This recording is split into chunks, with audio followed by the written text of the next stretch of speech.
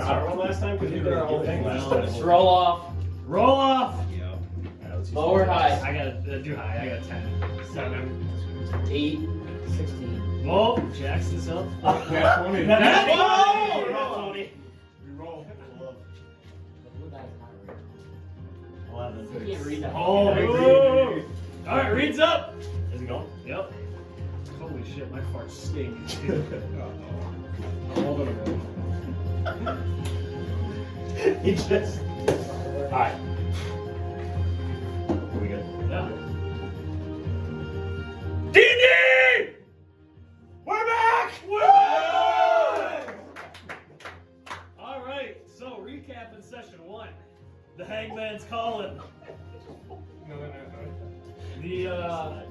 Everyone made their way through King's Main and kind of found their ways to the dock, where everyone approached the Hangman's Plague, hopped on board, and kind of set sail for Oldstead. Along the way, you guys met a few characters on the boat, one of them being Cecil Castilian, which Doris had a little encounter with. Yeah, he's a little pissy. Some early bonds are forming. Mordai and Sylvin the Centaurius are forming a band, it looks like. And the other 3 are just groupies for now. But we left off, you guys fended off a wave of fish people after Sylvin was trying to prove himself to the first mate. First mate. After you guys fended off the attack, everything was good. There's repairs being made to the boat as we speak. Went down to the 2nd level and shared some secrets with each other. Doris revealing one of the biggest of the group so far. And we will start with the party waking up. So we're gonna say it's around 9 o'clock in the morning. A reminder that you had slept through essentially a light storm last night. Yep. So Okay, yeah.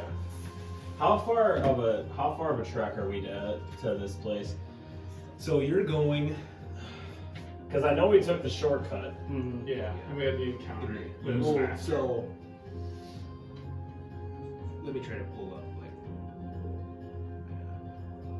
I think that one's there at the top. This one's better. It's a dragon. Oh, really?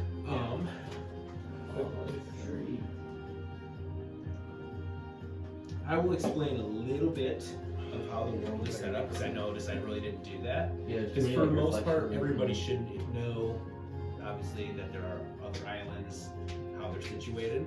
On here is a little bit different because I had to make sure to fit everything essentially in a rectangle, but the actual profile of everything is almost in a diamond form. Okay, that makes more sense. Yeah. You'll see once it gets here. Try some plugins on your plugins and maybe like.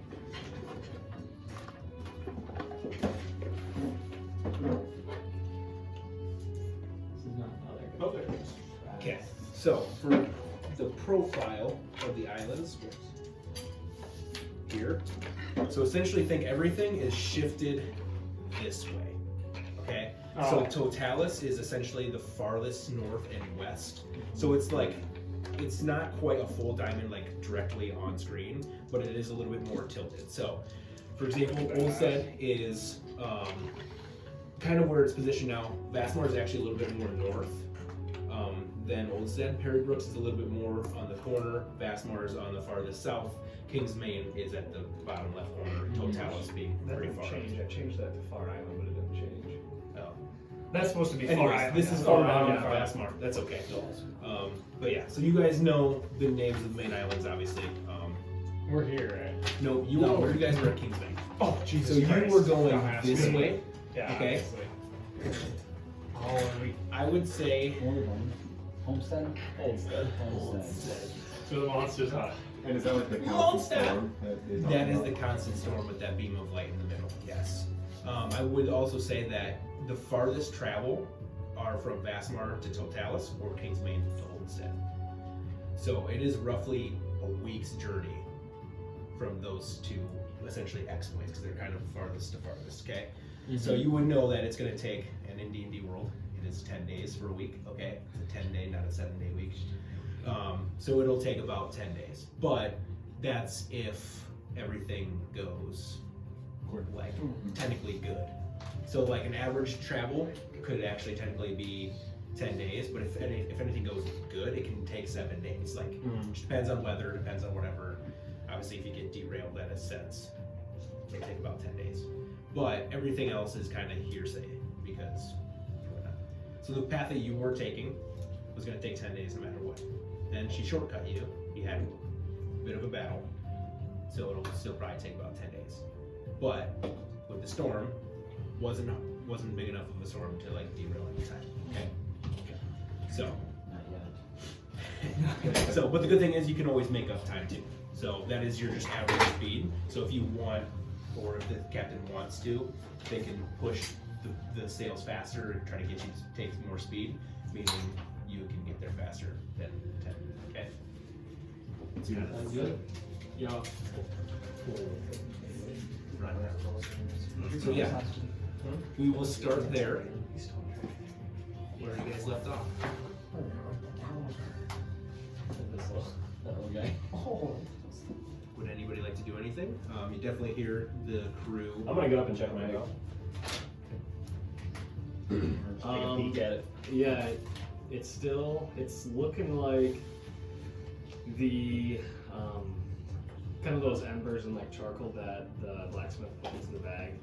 It's looking like those are like getting a lot cooler, and you see the kind of the silhouette on the scales of the egg.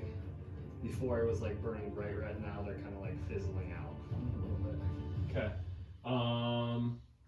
Is there anything like that I could use for a fan or like a makeshift bellow to like give more oxygen to the coals?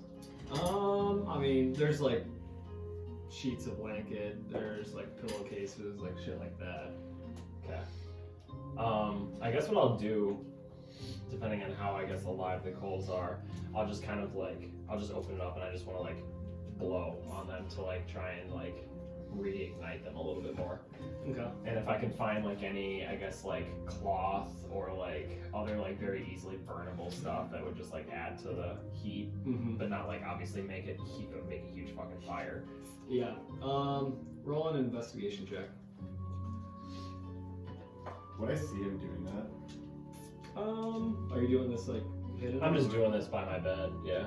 Would you say you were by him or? Yeah, I mean, it's downstairs. Okay, yeah, I'd say you see it. Obviously, I mean, I'm okay with them seeing it, I just don't want anybody else to see it. You said investigation?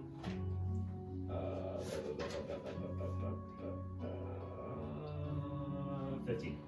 So yeah, with you kind of on the lookout for something that you could like easily throw in there and possibly kind of reignite the embers and stuff, you see like there's a crate with like hay in it that's open and kind of cracked. You see hay sticking out of it. You see again just like sheets of blanket, pillowcases. You see like torches hung on the wall. So there's a few different options that you see that could possibly work. Doris. May I ask what are you trying to accomplish here? I believe that this egg needs heat to hatch, or at least to get to the point where it can hatch. So I need something that is not going to cause a large fire, but sustains some kind of like prolonged heat. What if we all hugged it at the same time? Yeah, I think that'd be a really good idea. I think it needs more than just body heat. I believe I could divine smite it. I don't know if I want to do that. That may be. I am a dragon, I'm dragonborn, I guess, but maybe if I touch it, it'll just hatch right away. Now I'm gonna reach to try to touch it. I'm gonna hold it, Okay. but you can touch it. Oh, okay. I'll touch it. Is it warm? The egg itself is warm. It's warm.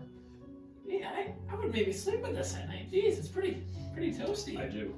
And Sylvin, you just put like your hand on it. Yeah, just my hand. And when Sylvin puts his hand on it, Sylvin, make a perception check.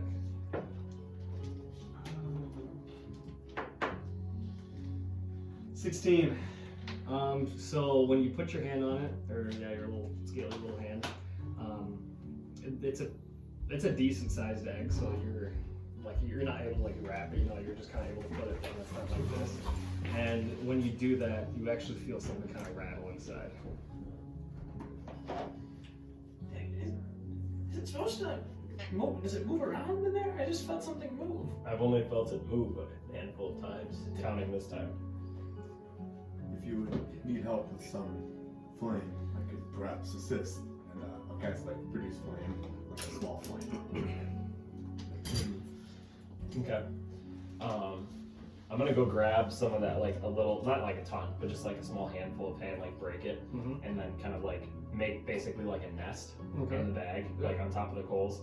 And then I'm gonna, I already forgot your name. Bradley, that's what it was. I looked up your name too when I was It's hard to finish these sessions. Yeah. Bradley, could you stick your flame inside and ignite these hay strands? Yes, I believe I could do that. Okay. So I'm gonna open We the just bag. gotta be careful. I don't want to start the boat on fire. I have been carrying this bag that has had live embers in it the whole time, so I Have you think really? yes, I think it's okay. And I'll kind of like put my hand where he told me to. Not like necessarily like fully in there. I guess kind of a few embers and a little bit of heat to kind of get it going. Yeah. So it's not too difficult. The bag you got from this blacksmith is pretty nice. It's it's heat resistant on the outside and it keeps all the heat inside, so it's not of danger for the ship or harming Doris or anything else. So Bradley sticks his hand in there, kind of ignites the hay that's nested by Doris, and then you see after a few minutes those kind of like the silhouettes or the outline of the red on the egg start climbing back up to the top of the egg. Okay. And I'll keep it in there, and then as it's in there, I'm gonna blow on the embers again, and then I'm gonna seal it. Okay. So yeah, you do that, and you think all is well with the egg. Okay. Do you have any idea when it's gonna hatch? I don't. And then No idea. Doris, when Sylvan asks that, you hear a voice in the back of your head. It is coming soon. Okay. Do you make like a face or anything? when you do Yeah. that? I'd say anyone around Doris or looking at Doris would notice that. Did I say something wrong? When you asked me that question, it said something in my head that was not me answered and said soon. Perhaps it's a higher being or god. Not a religious man, so I can't identify who that would be, but If anyone can be careful in that boat, I'm trying to draw something. Should we just It's not very important. But yeah, okay. I'll have to make sure to keep it safe. I really think I would like to ride on that dragon someday. I will die with this egg. Well, I might go speak to the first lady, or whatever she called herself, the first maid. You got it, man. No, not like that, but you never know, I just want to go talk to her, see how long she thinks it's going to take, and I kind of felt like I could maybe get us there a little faster after grabbing the wheel. Yes. So I'm gonna head up and go look for Isla. okay. So yeah, you walk up. It's kind of crowded up on the top deck now that people are, manning stations, working the sails, stuff like that. Be on the lookout. But yeah, you see her up at the top. I'll walk up there. Yeah. Excuse me, Isla? Yep. Hello, Sylvin. It was a little hard to sleep last night. A little storm. It's nothing bad actually. Pretty mild. I guess I'm not super used to being on a ship, so I it can was just a little see. difficult for me to sleep. But how long do you think it's gonna take us to get to Oldstead, anyways? Oh, judging by the pace of the breeze currently, probably at least 9 days. Is there any way we can take a shortcut? Any monsters need to be slain, right? Well, there is, but it's through the mist, and nobody goes into the mist and ever comes out. Does anybody know what's in the mist? Oh, there's legends, but nobody is for certain. Again, no one's ever come out. It's all just myth and fairy tale at the moment.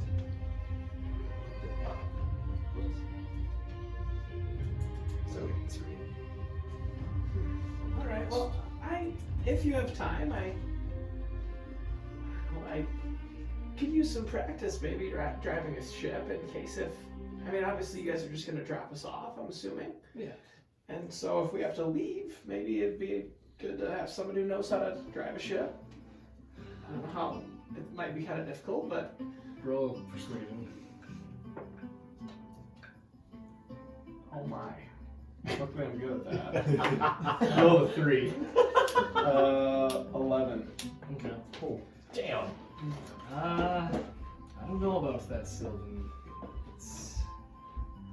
But you saw me kill that monster. I mean, I'm just trying to prove myself, remember? No. That was very honorable of you, and you actually surprised me. And I think for that, I could lend the wheel for a few hours. Whenever it's just kind of open water, or, even difficult terrain, I'm sure I could give it a try. No. What's a rock do? We're gonna give you the wheel on the clearest seas. And if you look out right now, it's pretty clear. It's a sunny day, a few clouds in the sky, nice breeze. So she kind of steps back. I got pop up my shoulders. Take the wheel. In the direction that she has already had you going, you notice in the far distance there is more like moderate fog in the distance. So it's about that time. Do we see like the mist she's talking about right now? Or Yeah. no? Like the middle mist or no? Yeah, so like the sort of like storm slash the essentially like a huge cloud and like just lightning arcing through it at all times. Sometimes it's a little bit more violent than others, but it's essentially just like a huge fog cloud or mist cloud that's like, towers above your ship. Okay. And you can see it, and it's in the distance because you have to go quite a ways around it for like to not get damaged. But yeah, you can see it at all times if you're on the water, especially. So, Isla, what are the rumors? What do people say about it there? Or is it all just legend? Well, again, this is just legend, but they believe the Kraken is somewhere inside. The Kraken? And that is why no ship can ever escape. Once the Kraken gets grabs to your ship, it's game over. Is that causes that cloud to just stay there? Well, see, that's the other rumor too. The Kraken is no creature that controls storms. Some say there's a powerful wizard there casting a storm over something that he wants to protect. Treasure hunters go in all the time, never come out. We're no treasure hunters, we're monster hunters, so I think we'd have a good shot. I think you have a short journey if you ventured into there, Sylvin. And I look for my crew and they're not here.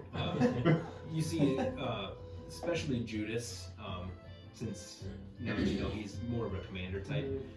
He's been walking around, and then occasionally he'll come up towards the wheel. And Is Judas a girl? Judas is a girl. Yes. Okay. It is a female warforged. Yeah, that's what I thought. She's You can see like there's like little strands of it. Almost looks like, like the black cord that pure electrical cord. She has like little like strands that almost looks like hair that like kind of comes from the backside. And she overhears this conversation. I have been here the longest. I have been on the ship the longest besides the captain. The other stories say that it's the gods. Are they angry? Well, legend says that, just like he said, there is a wizard there. Maybe that's true. Maybe it's the gods protecting something. Maybe it's the gods protecting the Kraken. It's quite intriguing. I might need to dig into this a little more. Obviously, at my current state, I'm not sure if I'd be powerful enough to get in there, but after some monster hunting, I guess, you never know. I'm gonna be the greatest captain someday. The greatest captain, the greatest singer. There's also rumors, Sylvan, that it's a whirlpool to the other side of the universe. That's why no ships ever come back. You get sucked into a vortex whirlpool and you're on the opposite side of the planet. What do you say we go in there? Absolutely not. I have seen ships broken just at the edge. There are much bigger ships that go in there than the Hangman's Plague there, Sylvan. Yes, but this is a nicely crafted ship. Couple cannons. If the Kraken is waiting for us in there, I don't want to fight them with just 6 cannons. But you have me. Oh. Yes, I'm afraid that thing wouldn't even fill it up. Oh, I'm just joking. No, I'd rather not go in there. Maybe that's for another day. But anyways, I guess, what do you have to teach me about driving a ship, or just hold on? Yes. Well, come forward. Waves you in, kind of go in there. She kind of grabs you and positions you right, like kind of, not forcefully, but like sternly. Now, feet shoulder width apart. 10 and 2. She kind of grabs your hands and puts them on there. It's kind of hard for me to see down here. He looks around. You, Peter! Grabs like a little box. Ah, there we go. Now I can see. And so now you're kind of at like shoulder height with her. And so the main part of the captain here is to guide the people running the sails of where you want to go. When you get to turn the sails to the wind, that's where the ship will go. They'll read the turn of the ship, and the sails will follow. So you're the head of the whole ship here, Sylvin. I can manage. It's a tough Give it a task. try. It's a tough task. And yeah, I guess I'll try to. I want to try to read the wind and do something a lot. Make a survival check. 16. Oh, nice. So, Sylvan, you actually start turning the ship to the right, and you kind of sense there's people on like lookouts to kind of watching like where the wheels turn, and then they communicate with the people running the sails, and they're turn right, boys, just a tad, and kind of you see the sails, and you start seeing the ship. And then do I turn with the? Yep. Okay. Yep. I So turn with that. you kind of direct it, and it kind of kicks the ship that way, but without like the sails like pushing it, it doesn't do much. Like the ship will turn, but you need the sails in accordance to like kind of go that direction. All right. And so you see people kind of raising the sails just a little bit to kind of catch the wind at the right angle and stuff like that. So that's what they're doing. Very nice, Sylvan. Not bad for your first I time. think I'm kind of figuring out a little bit. Let's I know it's pretty simple, calm waters, but let's make a hard veer left. Let's try that. all right. And I'll make another survival. 12. Okay, so yeah, you kind of crank it left, and then you see some of like the crates kind of, and then Sorry, everybody. and then you see Isla kind of whoa, and she kind of grabs the bottom of the wheel because you kind of cranked it a little bit too far left, but nothing dramatic. No one fell off board or anything like that. So ship kind of veers to the left, and I'm straightening it out now, and kind of do that with your 12. Kind of do it nice and easy, and now you're kind of sailing straight forward like you were. Very nice, Sylvie. Not bad for your first time. Yeah, if we do this every once in a while, who knows? Maybe in 9 days I'll have some ability to guide a ship. I would love to see that today. Perhaps you could even be the captain of Hangman's flag. Could you see himself get up and he grabs the wheel and he just locks in and just kind of for the rest of the time just kind of figuring it out. Okay. So yeah, we'll say time goes by. We'll say like a few hours, and you're kind of still just kind of trying to like navigate through some things, just turning for the shits and giggles. But after a while, I was like, "All right, that's enough, Sylvan. You run off now." And she'll kind of take the wheel back from you. And at that point, she's taking it because she noticed that the fog is about an hour away.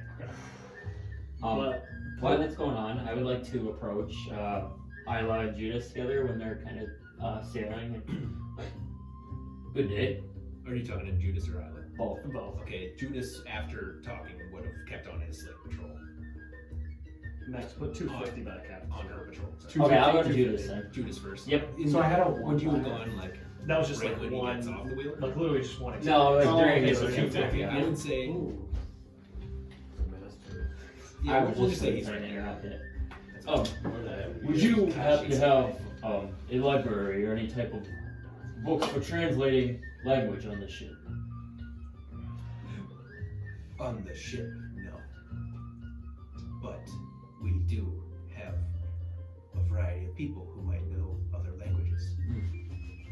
That may be helpful. What type of languages are you able to read and speak?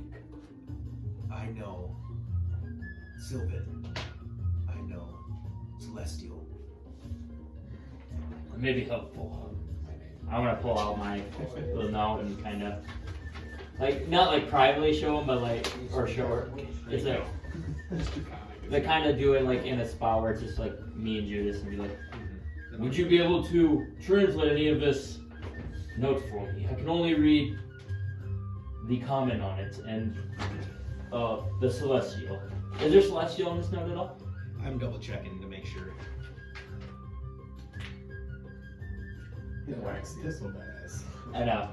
That's bad. Can I see it again? Yep. I see you have that. Yeah, I showed everyone. I was gonna, like, why this is happening too, after I speak to Judas, I kind of like want to start making my rounds to like the people that would know different types of languages.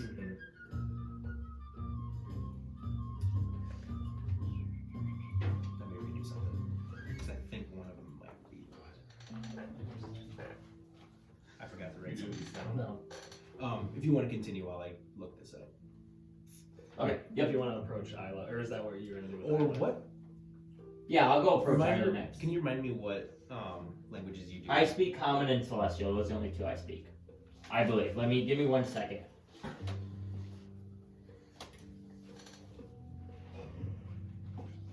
Judas, Judas. I might speak one more.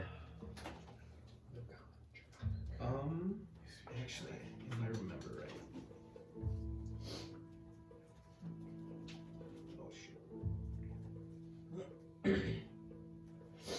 Where's my No, I don't know any other languages other than Celestial on that? yes, correct. Would I? Yeah, Was there Draconic on there? yeah, I believe so. There is. That I do know. I actually don't think so. Give me 1 second. I'm gonna look something else up.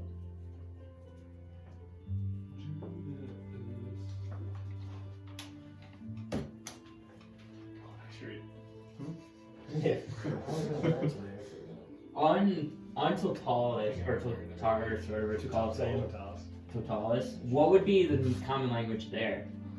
Totalis would Totalis. be mostly Draconic. Okay, then I would definitely know Draconic then too. Draconic, Celestial. That makes sense. I would know Draconic then too. Because I had one more and I couldn't find which one I had, but I was thinking that was it. Because in my notes I know that language of that region, I just don't have it on my paper. So I was assuming it'd be Draconic and Common Celestial. That would make sense. Yeah, right? Draconic, Celestial, you might know Infernal, maybe. Maybe, yeah. But that's just because of run-ins with the people on there. I feel like that would be. Yeah, I'm trying to think of. There's a lot. You would know. I would definitely think that you would have heard like the sort of bestial types. Yeah. So, like, there's a bunch of different types of bestials. Like, That's what I was there's, thinking, like, kinda like people, undercommon there's too. like your centaurs, your satyrs, like those type of things. So it's something like undercommon you might know. So if you want to choose between one of those two, for sure. I will definitely take the Draconic. Okay, so then.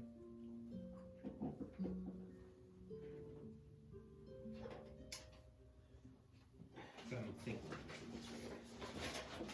So you would know what this line says, because I don't think there's any celestial.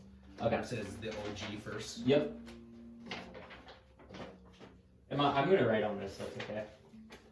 Sure. In pencil, please. Because I want that as a keepsake. Because it's. Okay, then I won't write on it. You could do it on the backside though. Like if you see, like if you want a number, so if there's lines of things, if that makes sense. Yeah. So can I just put numbers to these and then So put like on the put back? numbers on the front side, and then that way Yeah. you know which one it is, and then I will Perfect. give you the. Okay. Well, do you number them for me so I know I don't Got you. mess them up?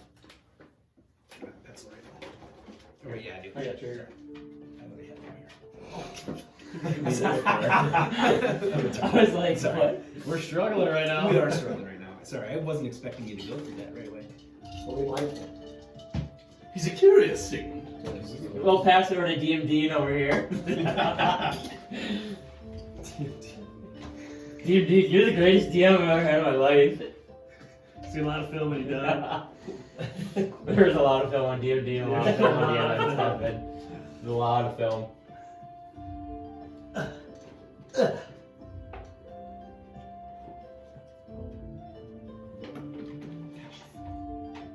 The Pirates Creek. I'm gonna probably go out. Oh, while this is going on, what all languages do the rest of you speak? You speak Draconic, I assume. Yes. What about you, I speak. Bradley? And Mordai, you? I speak infernal. Colonel. I speak celestial and giant. We all speak so much celestial. Make sure I go to this. Giant. Don't you do say. anything celestial. Is there any giant on this? No, there is No. Is there any infernal on this? Make a straight intelligence check. Well, he knows infernal, so I'm asking him. Oh, Devils. you make straight intelligence check, please. Wait. Oh, God! 4. Fucking I would say devil. you recognize some infernal, but you don't exactly know how to piece it together. You don't exactly know what part So I'm it gonna is. say, yep, there's infernal there. That's all I'm gonna say. Okay, so that the line that's OG. Yep, number 6. Yep. That one you know says, if only we knew how to clove faster.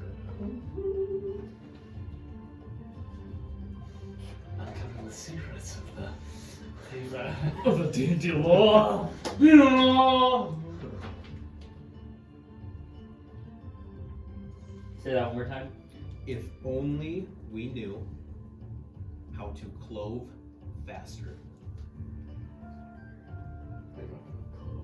Clove, like C-L-O-V. C-L-O-V-E, yes. How to clove faster. Perfect. And then if you notice that there's a copy of it. Yep, I got the comment. And then low roll that you have to hit. Make sure you, I want you to actually roll an intelligence check as well, real quick. I just gotta beat a 5. Ooh. Barely. 7. Okay. You notice that the C on clove is purposely capital. Here's the Onion Knight. I am Sir Devils. Sir Devils. You didn't like it? We're on me and Maddie are on the episode where Mountain's about to fuck up Oberon because Oberon gets cocky. Oh yeah. Alright, Sigmond is that. Yeah, okay, so Isla. Oh, I know you are similar to me, but is there anything on this that you'd be able to read? Oh, let me see. She takes the note. I don't physically need it. She's gonna scan through it. Reads the little note. She lied about it. None of this is making any sense to me. Where did you get this note? Well, let's just say, this is kind of what's leading me on my journey, from an old friend. What I'm seeking, is really enough for building, and I believe this is maybe key to what I'm looking for. Interesting. I apologize. I'm no scholar, but it appears to be written in a ton of different languages. I know, I believe, it may be something coded, along with, just making it hard to read that someone cannot steal it and just know exactly what it is. Some of the crew members, what do they speak, do you know? Well, there's dwarves on this ship. There's more, a battle forge, a war forge. Warforged and dwarves. Yep. So, I think the dwarves really aren't that smart. So I think go handing that around to the dwarves. That's why I was thinking of coming to you guys first to see maybe is there anyone in particular that you would know that would maybe be able to help me from the dwarves. None of them off the top of my head. Again, I apologize. Cecil's an orc. I'm assuming he was orcish, but he said he couldn't read before, couldn't he? I don't know who you speak of, but the orcs typically aren't that smart either. All right, I appreciate the help. Of course. Wasn't much, but not your fault. Did you have a pea brains for a crew? Hey, pea brains, but they do an honorable job funding and maintaining this ship. Are you up on the top deck right now? Yep. Hey, Sylvin, look at me go! Steering the ship right now.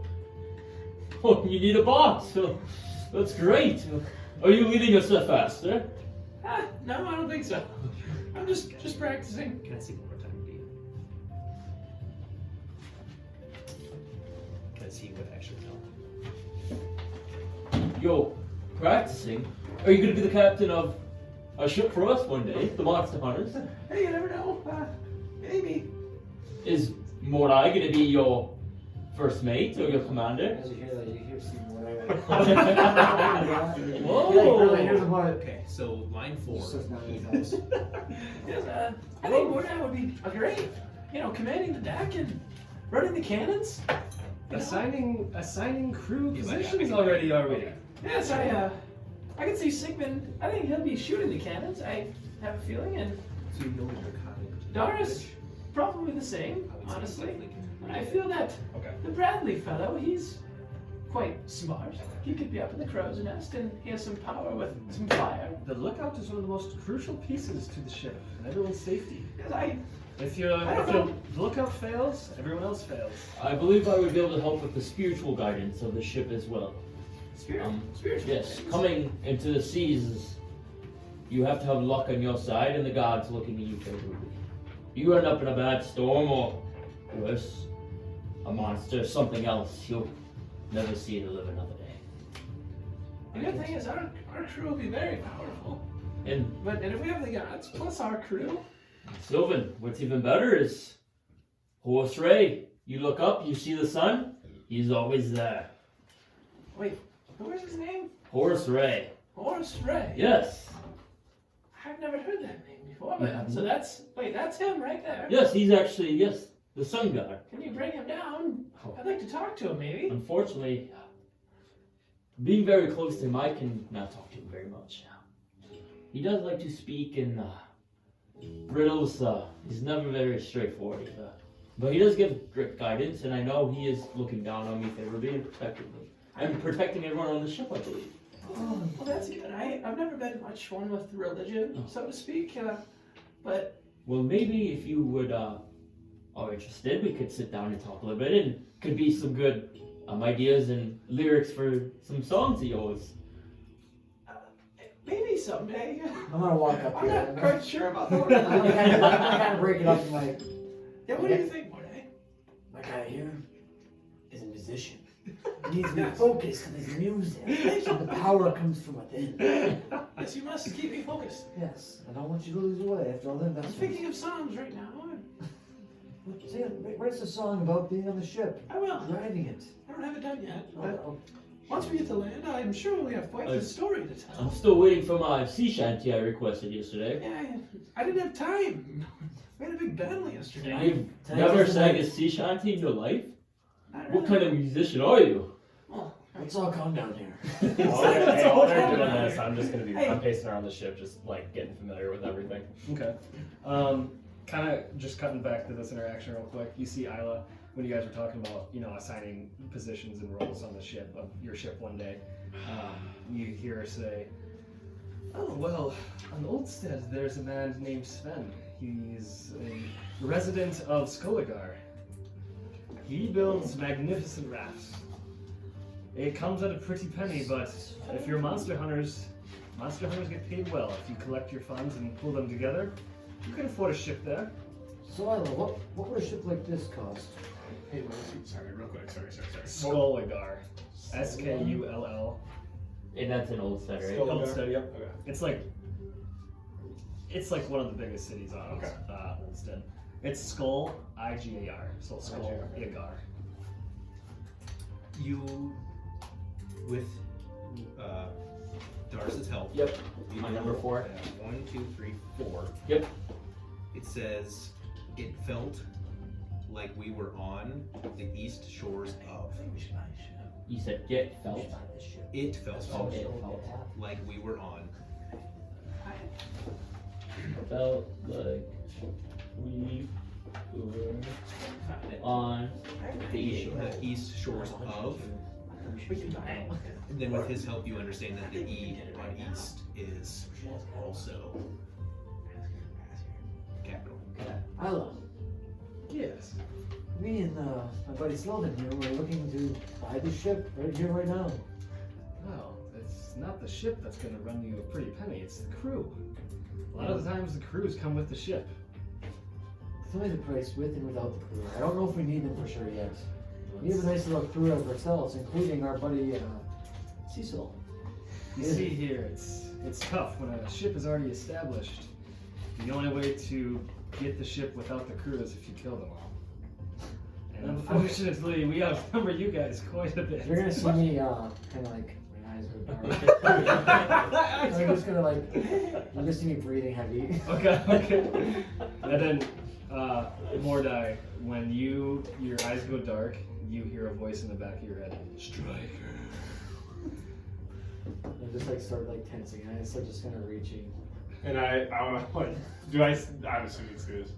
I want to like, Yeah. Hey, alright, no. She's my friend.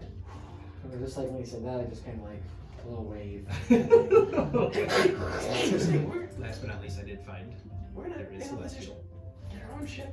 It is Because the. we have it built. Damn, I just put it away. Just keep it outside. That's We what get our we own do. crew. Sorry, I lost. I need to go You get the use flip the outside. restroom. Maybe just need to take that stress off. 11. That. Says, But. There you go. Sorry. No, you're one good. quick thing. What the kiln, K-I-L-N, created. What the? Kiln, K-I-L-N. Like a forge kiln. Yep. Created. That you piece together and it's rough, and that's why you didn't realize right away what it said. And there's no cap in that one? The K. The kid. And then that's how you know. But Sylvan, a little secret from you to I. Ships can vary in cost depending on the equipment that they have on it. You can get a standard ship and row across the sea for cheap, probably 15,000-20,000. But if you want cannons on it, that's going to cost. Like this ship in itself is probably closer to 50. Oh. Bradley, do you have a bunch of money over there that we don't know about? Because right now I'm sitting at, what, 98 gold? So it's not looking too good for me. I think we're better off killing the crew, to be honest. Probably. So I But, walk over. no. Tonight. Maybe not this crew, not That's this crew, nice. but maybe another crew Maybe if you someday. find like a pirate ship, Hmm. you take the pirate ship. Yeah, speaking of pirates, I was gonna ask you, Ilo, have you heard of the legend of Sir Charles Skunkbeard before? Have you interacted with this man before? Say what was his name again? I believe it's Captain Sir Charles Skunkbeard. The name rings a bell. I know there was a party that ran around here not too long ago. Yes, when I was young, my mother and father used to always tell me tales about him. Yes. There's many legends that he's a great pirate. Heard he's secured some sort of magical trident. Yeah, was he a treasure hunter? Yes, he was. Yes, that's what's ringing the bell. He was a renowned treasure hunter. My father, or half of your family would know. I'm just gonna make something up. I knew he was. Sorry, I thought you were like. No. I want to hear this big line. Well, my father used to tell me that Sir Charles Skunkbeard was kind of lousy. Wasn't much of a treasure hunter. Oh, that may be true. I don't know him personally. I'm just joking. I've just heard the stories about him, and that he's a mighty pirate that has sailed the sea many times. And Maybe. What if he is somebody who maybe would know how to go into that mist? he may be the man to lead us.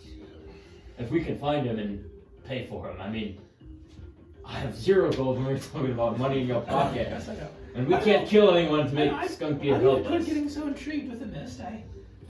If we go in there, we're going to die, but No. I'm interested. It's for sure, yes. You'd die if you went in there. So, I guess I haven't been on a ship in a while. What do we do with all of our time here? Just waiting?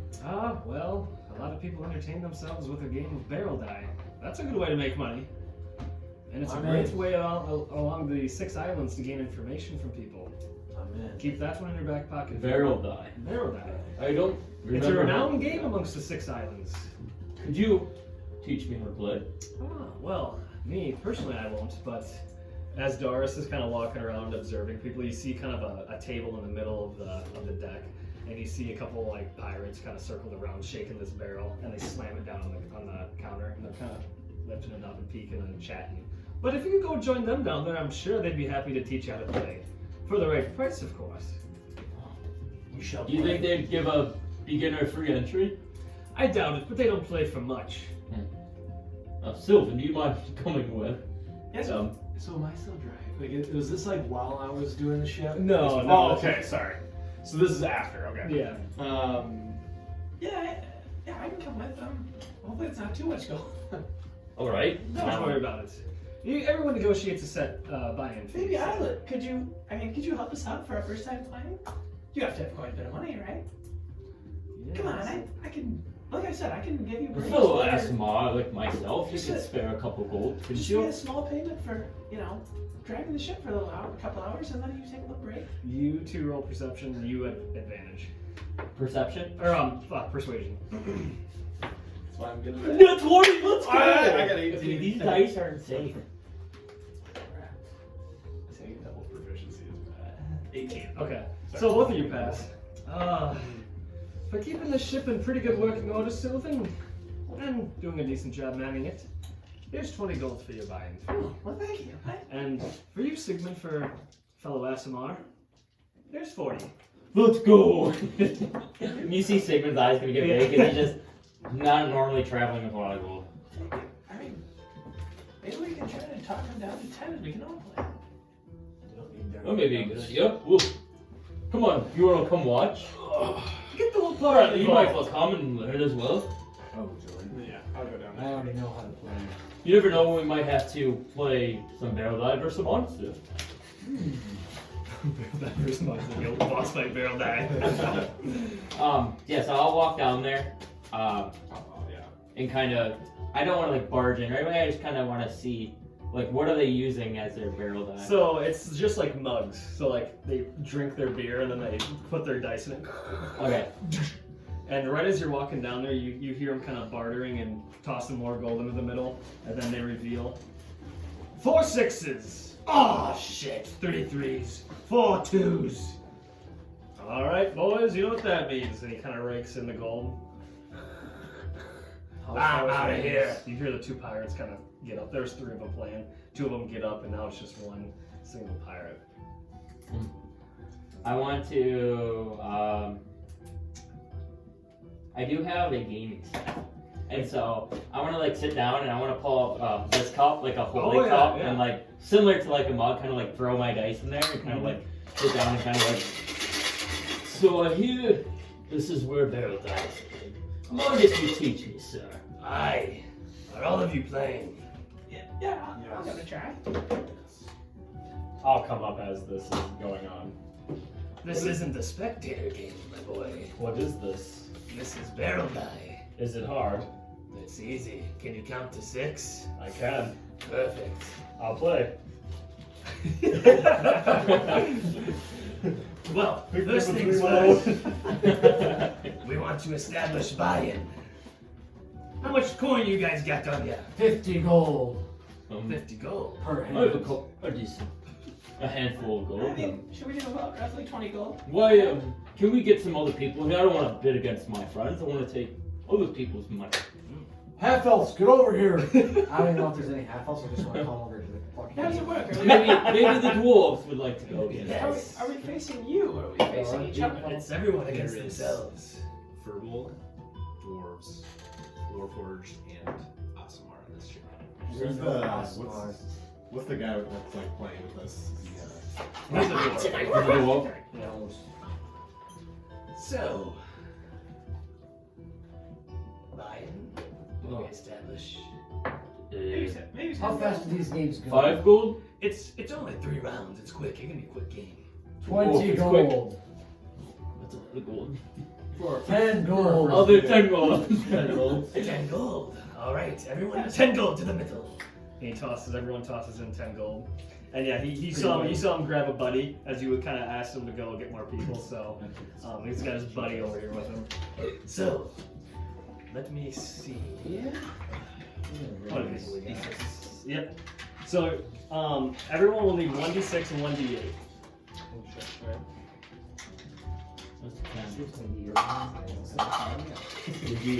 My cup is coming in handy. And everyone grab 1d6 and roll it out onto the middle board here.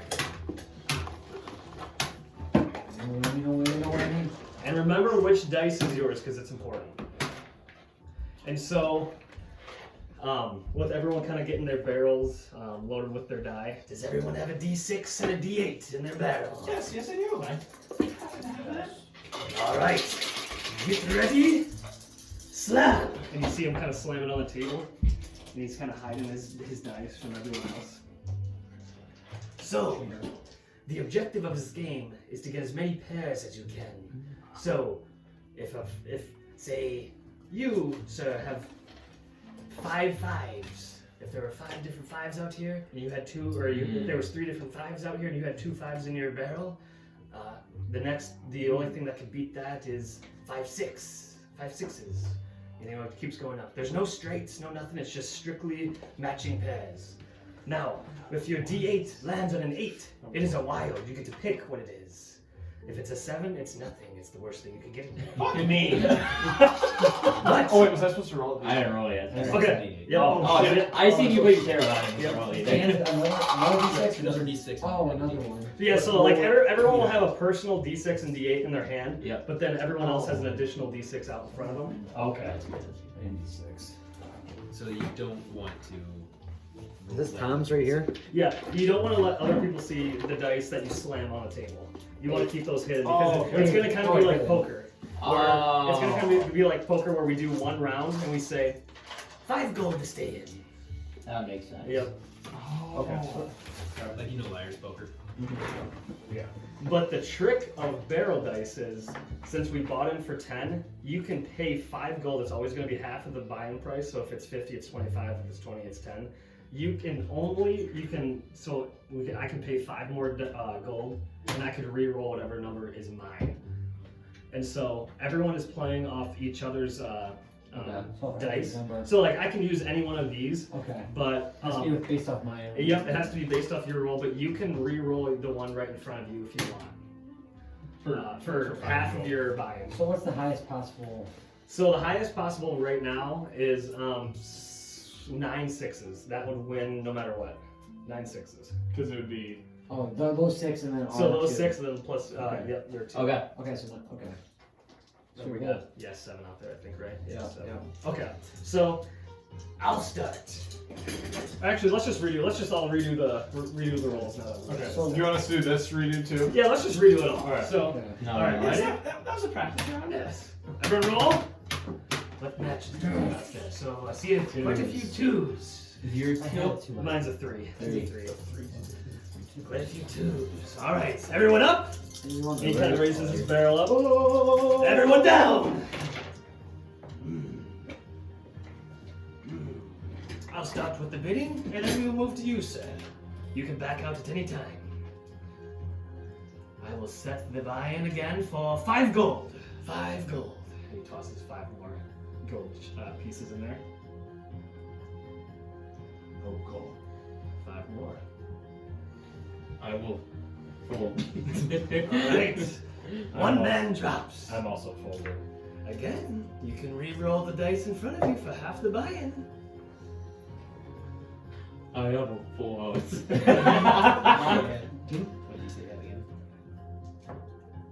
Do you remember what I have? No. What did you say you had again? Oh, I bought them for 5. Like 5 more gold. Oh, didn't you say you had this many already? Yeah, we reset it. Yeah, there's 3 different 2s out there, so like people So are I, kinda- I guess. so I can re-roll for another 5, but I already have 10 in. Yes. I'll do it. Alright. So you can only re-roll that one in front of you. If you want, you Yep, just keep yep, it, right? yeah, you can keep it if you want. And then after I that, don't it's have- just done. I don't have to use that Oh, one. I like this game. This is easy. I don't have to use that one though. Nope, so you're playing off everyone else's too. Okay. So like right now, if you have 2 6s, like 3 6s would beat 3 2s, but if someone has 5 2s, because it's possible, someone has 5 2s win. I'll fold. Alright. I think I'll raise it to 15 gold. I'll drop 15 gold. 15 gold. Arg, mine's not 2. I will call on that one. 15 gold. Alright. I fold. So now, it is up to you boys. Kind of. Us two. You're still in, right? Or Yeah, no, yeah. yeah, you I'll still have got to a call. You got 10 more. You have to toss 10 more, and then anyone else who put in I think we're out. I think just those two. Alright, you're first. Sylvin. What is your bid? What is your call? So do we reroll? Yeah, you can reroll that. Yep, you can reroll that if you want. And then after this round, it's over. You reveal what your dice are, and So it's just me. You would have to buy it. Sorry. ooh, another 2. Oh wait, that was already a 2. My bad. I forgot what you were So did you put 5 gold in? Yeah, you would have to put 5. Okay. Okay. Is this one? I'll put. This one doesn't matter. If I don't it's think it's an 8, right? no, it does still matter because if it's like a 3, if you match 3s with it, it's just a 7 doesn't do anything and an 8's wild, so it's like a. So okay, last time. Mine, it doesn't really matter, right? It's just all of the ones on the board. No, he can play yours too. No, I know. So I'm just making sure, like, Yeah. I don't have to match mine. No, first. you Okay. can run. But like, if you're not matching yours, you might as well re-roll it. But it could help him, isn't it? I will raise you another 20 gold. So wait, when do we go out and say like, oh, I bid this many numbers in this? So if you call him right now, you both flip up your dice and it reveals the winner. But if you Okay. fold, he wins right now. The game's 2 rounds. Oh, okay. Gotcha. Perfect. I thought we were still going around like, Nope, oh, I bid 5. nope. The game's over after 2 rounds. Pretty much what you do is you just try to either bluff You your just way. try to win. Yep, Okay. yep. You try to get the best. First round is like you roll, and the Yeah. second round is you re-roll. Yeah. I fold. Yes. Let's go, Sylvin! What did you have? I ain't telling you. I just want to know if this is good, but I had a 2, so I Ooh, matched with nice. 4 twos, Yeah, and then say somebody else had a 2. Do you go to your other? Because I paired a 6. Does that matter? Full house. Yeah, so like if you both tie on like say someone else had 4 twos, whatever your next your highest like kicker is, Okay. that would win. Perfect. So Alright, yes, let's go. so but you rake in 110 gold. Yeah, because I went. And then everyone make sure you subtract your gold from 10. there. Oh, And he rubs his eyes. should I? Okay, is it? Sorry, I didn't minus my 10 first. So would it just? Should I minus 10 and then add the 100? So minus 10, or actually minus 25 because you bought it for 15 more, but I didn't include the 20 at the end. I just Okay. kept that out, so don't minus 20 more. Okay. So And it was how much? Sorry. 110. 110. Yeah. Oh, I want to go another round. Anyone else? Oh, I'm in. Now that you guys get the basics of the I will game. play. Alright. Grab your 6s. 10 gold vibe again. I think that was fair, didn't you? Yes. I'm good with that. Yes. Alright.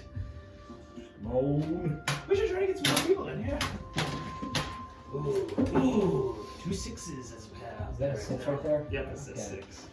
What's Reed's dice? That's a 1. I have 1s, but it's the lowest pair you can get. What's yours, Matt? This shot 6. I did.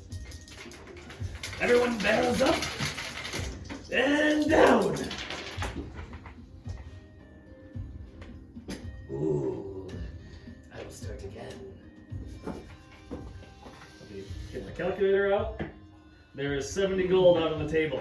I will raise it to 10. 80 gold out on the table. 10 to stay. 10 to stay. Oh, call. And I'll put 5 more gold to reroll this. Okay. Yeah. So 1. I have 3 1s out on the board. It beats 2 6s. I will call as well. And then I'll throw in 5 more gold. Alright. Ooh, 2. That's not my one. You, sir. It's interesting. It's kind of fun. Well, because like if you stay in, everybody rerolls it, you lose. I know, because like then it fucks up everything else. Yeah, like if you I want. mean, so theoretically, could I throw 5 in to re-roll this, and depending on what that's in, could I stay? You have to buy in first, my lad. Yeah, but you can stay. No, I'm done. I like that though. It makes sense. You have to pay to roll. Yeah, no, I'm good. I will call. All right. And I will reroll. All right. 15 more gold. Oh God. 4. No 4s. No 4s. You small dragon. That's 6. God damn it. Sorry, Sorry. 2 6s, Alright, I'm gonna pay. 3 1s. So what? So is the person that's first that you always talk? Can I raise it? Yeah, you can. You can raise it at any point. Yes, I am. I believe I will raise everybody to 25 gold. And then I'm going to reroll this. So I'm gonna put 30 gold in. Oh!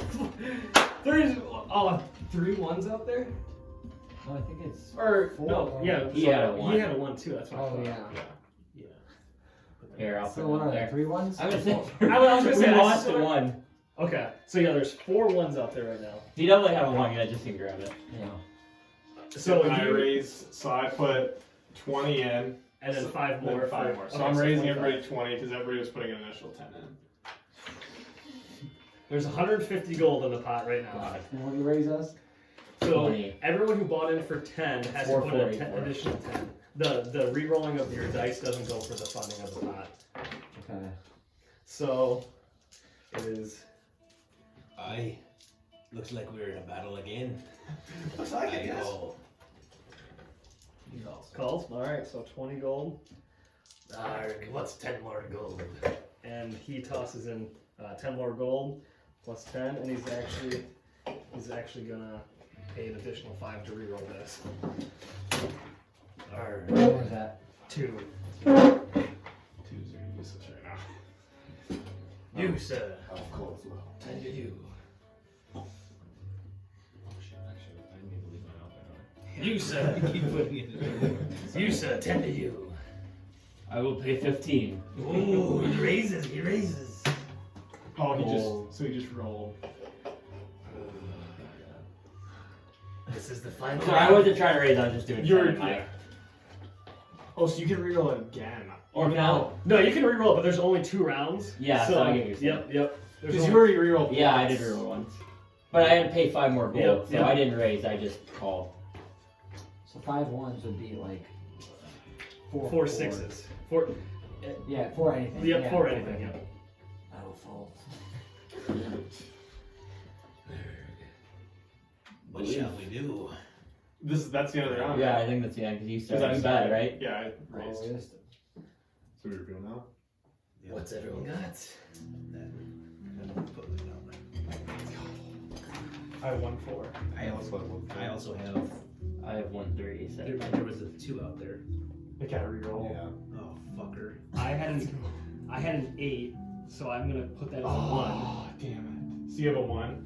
I got a 1 and a 3 though. There's no other 3. So I think 1 4 is 1 in. Because I have 1-4 Yeah, and I he have has the 4 4. man. And I so have those 1 two 4 both as well. got it. So Yeah. there's 2. So yeah, So split the pot. Split the pot. Yep. Damn, I didn't know that. Who rolled the 2? Away from the 2. I rerolled. Josh it. did. Well, I still would, I guess, be. So an 8, I see, I get it now. Sorry, it just gets confusing when it goes around. No, that's yeah, why- yeah, yeah. It's like, I don't know, like, is it cut off? So at a point though, there was an extra 2 because I had an extra Yeah. 2. Yeah. So I would True, beat you at that true. point. But since he raised, But then- and then I paid my extra 5 And it went again. from 2 to so 1, I so that's rerolled why it. he- So, like, when it got to me, we started round 2. Yep, yep. I see. Because it got to me, we started round 2, and then it. Son of a bitch. Either way, So I how get much- to my back. what was He the had pot? 4. Both of you get 97 gold. You're gonna be behind that boat soon. I literally am. But just make sure you're subtracting what you're I paying did, in, yeah. so you're not like That doubling time it. I subtract. Okay. Because, like, the Take last. that fucking extra roll and lost. Arg, what do you say? One more round for old time's sake. I think that's a great idea. Sylvin, dude, could you spare me some gold? Like, I'm running low. You see this dwarven fella? I gotta bow out, otherwise I will be marooned. I cannot say it to my life savings. And he picks his stuff up. And I think he goes, it's part of the pirate's code after all. Game. I want to yell out to the And what I would people do- on the ship. Sylvan has never lost in Barrel Barrel Nine. Who can take him on? Come on up now. Make a performance check. Sylvin, suck. Okay, nickel. Damn it! 15. No, that'll be enough, but I So got, you see a few. I got you 20, see so a I'll few, get one to reroll. I'm gonna say one for We'll get one. Psychon going. One Warforged and one Asimar come up and Oh. additionally play. So there's 3 people that come up. I'll take 2. Okay, yeah. Keep on. Yep. You take the other extra. Yep. So Wherever that box of dice is, we need It's over there. it. Someone wants to hand me. Sylvan is unbeatable. Good luck, fellas. D8. Did you guys do 10 gold, Josh? Yep. D8. D6.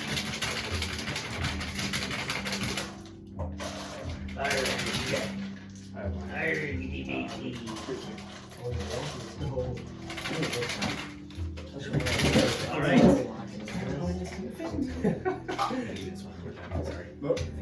Are we ready to roll?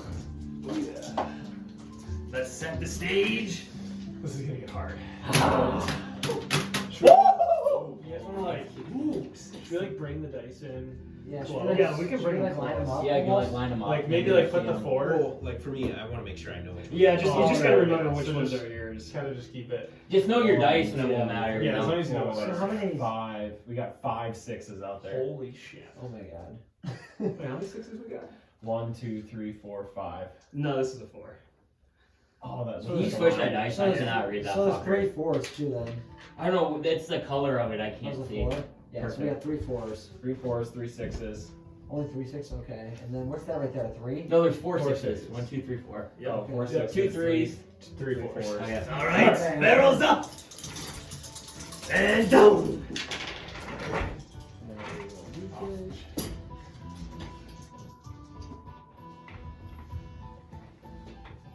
Alright, yeah.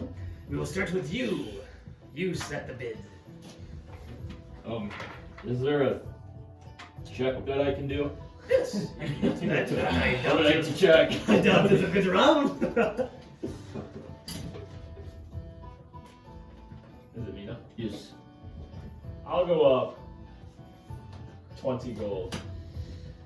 20. Alright. That is what the bid is set at. You, sir. My hands really like. I'm raising another 10 gold. 10 gold. Holy moly! You see 150 gold start mounting up on this table. We said I was undefeated, but I will have to fold. Arrgh.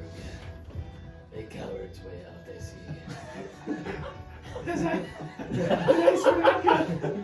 You see one of the Warforged just stand up and leave, doesn't he? He literally leaves his dice there.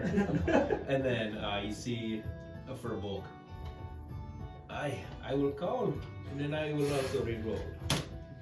Ooh. Let's see. What were you No, no.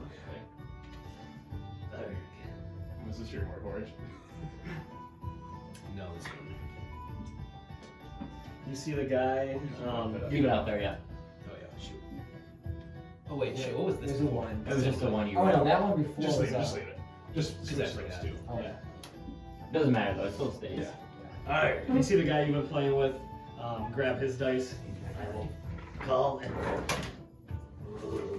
Oops. 3. And then you see the SMR This is intense. grab his dice. Which one He puts it back down. Ooh. I'll just buy. What is that 3? Yep. And it is up to you. And then once it gets to That's Sigmund, the second round. yep. What's the call again? 30. It's a big freaking pot. Huge. It is 280 gold right now. Are you guys bluffing as well? You could hope. Sylvin, could you spare me 25 more gold, please? I had to reach over. And then you see the Furbolg look at the SMR and be like, whisper to him. Did we all see that? Yeah, I want to do insider perception check on my wizardry. Insight. Prevail. Yeah, you don't understand anything. Well, I'll pay my. Because it was 30, right? 30, yep. Yep, so I have 10 left. I'll take 20 from him, and then the extra 5 will be Yeah. To reroll. Yep. Alright. 'cause I borrowed. Hey, subtract 25 from you. Yeah. Ooh, is that the same thing? It's the same thing. I had a 6 already. Alright. Yeah. Darius, up to you. So I got to match to 30. Yep. Okay, I'll match 30. Alright. Mordai, to you. So what do I have to? So if somebody called, I have to call. No, you bet. I think he shows, right? So this is the. My Yeah, last yeah, because it stopped at Josh. him and he. So I can still better calls. Right? Or yeah, so like now, because you raised it to 30, right? Yep. And yeah, so that was the last one of that. Yeah. So now it's up to you if you want to show, or no, is that the? No, yeah. So this is still a second. This is still like the first and a half round. Yeah. Yeah. So you can raise now, if you want, or you can even check and say, "I'm good." I will raise 20 and reroll. All right. 25 more gold to stay in. Another 6. 20 more gold. God damn it. The pound is raised to 370 gold, boys. You. He's out right now. You. I would call. Or that's a freaking door. Yeah, I'll call. And you see the Asimar kind of look at his dice. Chucks his dice at the table and walks off. As he's walking off, I'm gonna like kind of mumble. The coward's way out. Yes. He doesn't hear you. And then the purple accepts it. I guess I am gonna take over the game now. Oh yeah, because they had running it just last. yeah. I'll call. Alright. 20 more. And Sigmund. Darcy, you out to or you? My friend, Okay, so. Okay. I need 25 more one more time. I promise you I will pay you back more than what you have given me. I'm a man of my word. Please, I'm begging you. And Sigmund puts the mound of gold on the already mountain of gold. It's 435 gold on the table. And then I'll reroll again. Try to read his reaction. Doesn't look good. Well, You. I'll match. Alright. Doris puts 20 more gold on. Just 20? You don't want to reroll? Alright. And that is it. That's it. Alright, fellas. Guess like we got a show. Everyone reveal! 3 6s and 2 4s. Uh, 1, 2, That's 3, 6 to 8. 4. I have 4 6s. I have 5 3s. Oh, you had an 8! No! Does any, you said, okay, so. I have 4 6s. That's why I was I'm out. rerolling. I wanted those 6s out of there. Oh no. I knew that was gonna screw me. So the you can tie with 5 3s or 5 4s beats. Anyone got more than that? I don't think so. There's 3 3s out there, right? Yeah. I think that's the winner. Yeah! So Sigmund adds 455 gold. You see Sigmund kind of bend over and give a bear hug to Sylvin and be like, thank you, Dragonborn. That's it. You're welcome. Oh, how much gold did you loan me? Like, here's 100 back. Is that enough? Yes, that's great. And then Thank you.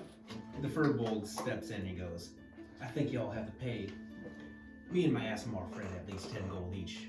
So we make sure that you don't get reported to the captain that you just about signed your life away in your gold. That is a Pirate Creed rule. You cannot bet your life savings on a game. Question. I came on this boat with 0 life savings, so how was I bidding my life savings away? But then how did you bet When it gold was in the my first friend's place? money and not mine. How did you bet gold in the first place? I actually was given it to by the first mate. So you bet any bit of gold that you never had means that you just signed any part of your life away because you took somebody else's gold. Yeah, but he's not a pirate. He's a monster hunter. Bro, you never had a life of gold. I came out here with 0 gold.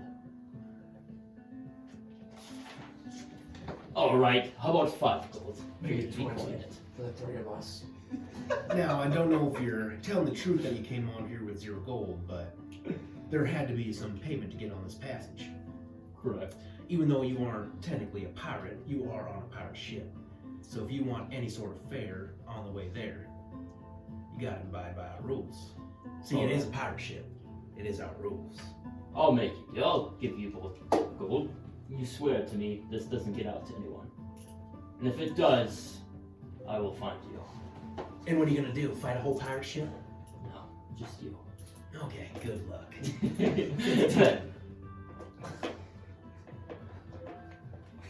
I kind of like smile a bit. Where did that go up? Because now that is payment for me to shut my mouth. 1 second, here, can I see do you have the parchment of the rules I of do. the ship? Can I see that, please? Yes, here you go.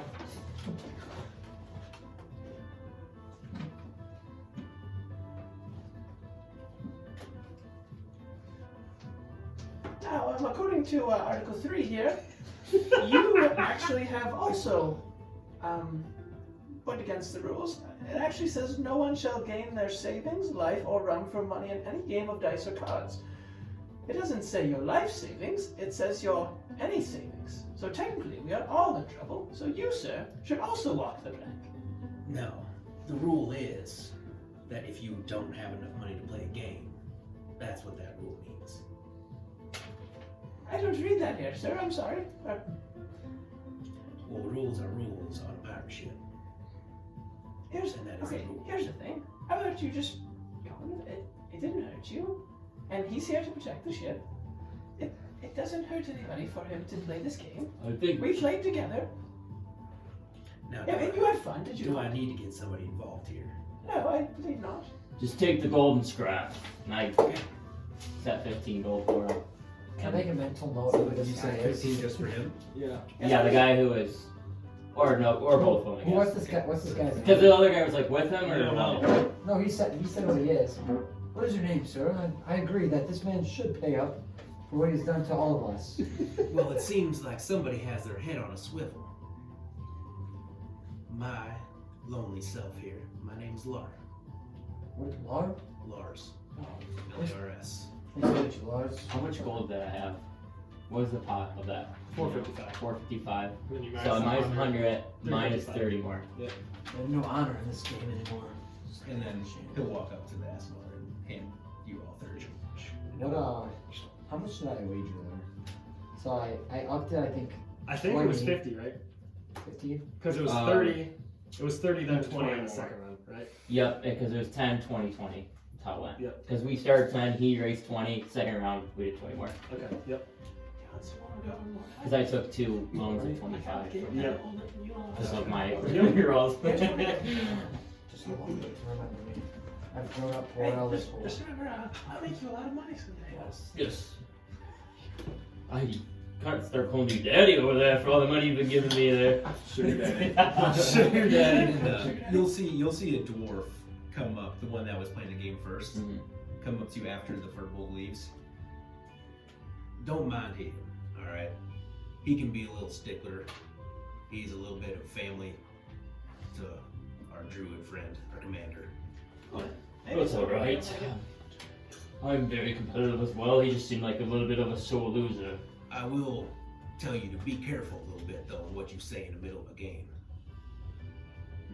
Pirate Creed also means that you cannot threaten another person on the ship. I know you didn't actually make any action, but if you want to take any action against him, make sure it is off the ship. Well, I mean, if we take action, we could just vote, couldn't we? But what would the vote be? That I don't know. Wasn't there a rule of some sort of battle or like a gauntlet, some sort of shoot off? If Article 6? issues caused.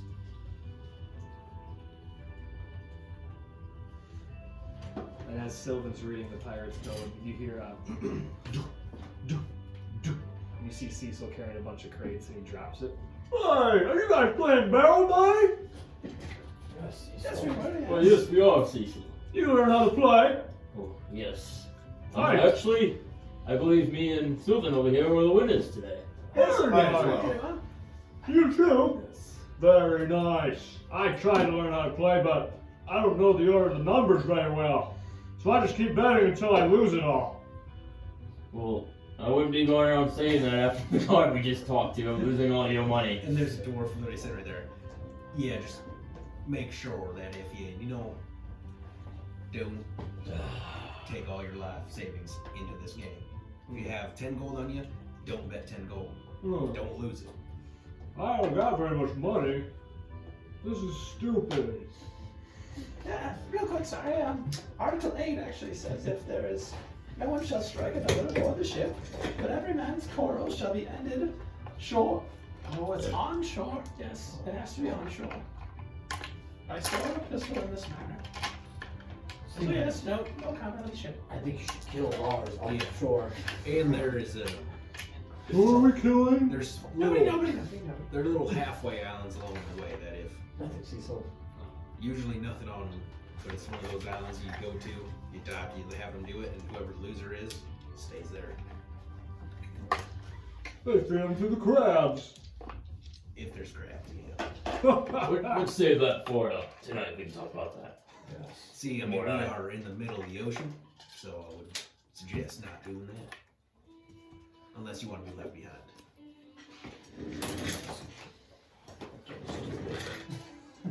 Oh, that was fun. No But, offense, Sigmund. I mean, we were betting against each other. That's the only thing that. That's the worst part. I know that's what. Maybe you need to start attracting people with your music, and maybe we can play other people and take their money, not Maybe we could take host each a other's. game. Maybe we could. That's an idea. Obviously, on the pirate ship, and if we host a game at a bar, maybe there could be a little payment to set at the table. Well, house money. Is what you're talking about. And we can rig And it. we pocket it and we play the game. We rigged it. Yes, Cecil. How? You wouldn't understand. You're right. But you do have good prose about you. You're a big, strong. What kind of creature is he? He's an orc. A big, strong orc. Very smart. If only we had a rogue or something like that, they'd be very good at. This is like kind of what Cecil looks like a little bit. If you want to pass that around. Just a big guy. I see you're very dark, Cecil. Yeah.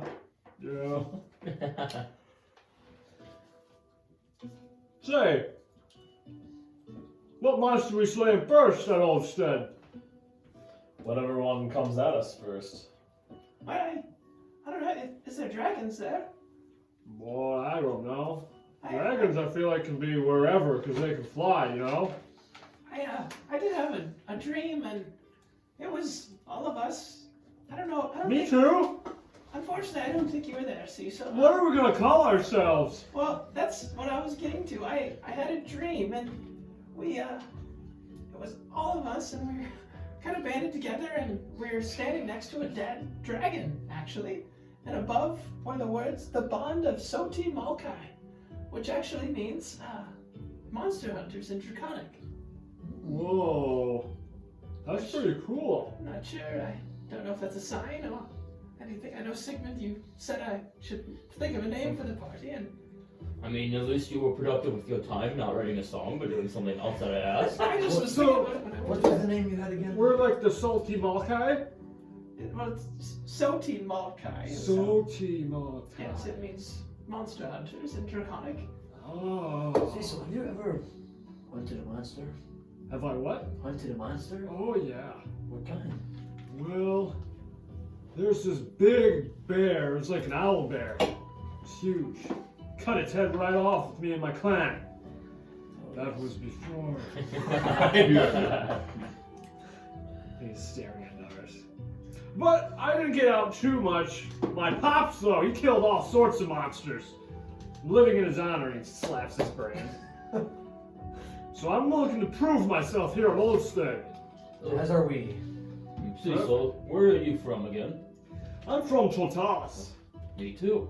Where? What part? We lived in like a mountain kind of up north. I don't really know. I've been up there before. It's pretty barren. Yeah, there's not much there. It was your tribe.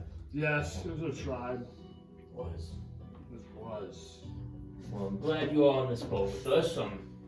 What do you do in your free time when we're waiting on this ship? Well, I found myself pretty helpful carrying crates around and, unloosening tightened sails and ropes and whatnot. I'm pretty strong.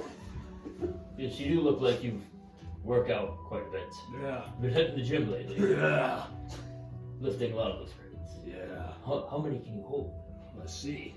Does a strength check with 15 crates, actually. Ooh. So you see him start stacking up crates, and he lifts it up easily, but then you see he's kind of like wobbling around and he drops them really quick. See, it's the, what's the word I'm looking for? Balance part. I can lift this easily, but it's like the athletics that I struggle with. Yeah, when it gets too high, you cannot carry them anymore. Yes. Well, I'm glad that you are coming with us. I mean, if we fight some very strong creature, maybe you could grapple it and we could just tee off on him. I'm in. Cecil, smash! Cecil, let's see your wrestling skills. Have you ever been in a match? Well, not really wrestling, but I've punched people before. Well, I've heard some good stories of my friend Bradley over there. Ha I'd love to see you guys in a nice, formal, respectable, athletic wrestling match. And this is like his first time really like sizing you up. What the hell are you even wearing? What is it to you? Well, it's nothing to me, but you look like a jackass. Where's your armor? Bradley, you're gonna let him speak like that to you? I don't need armor. I'm not that weak. Monsters are gonna pick you apart. But that's why you got me, though. Sure. I'll be up there protecting you. Your name's what again?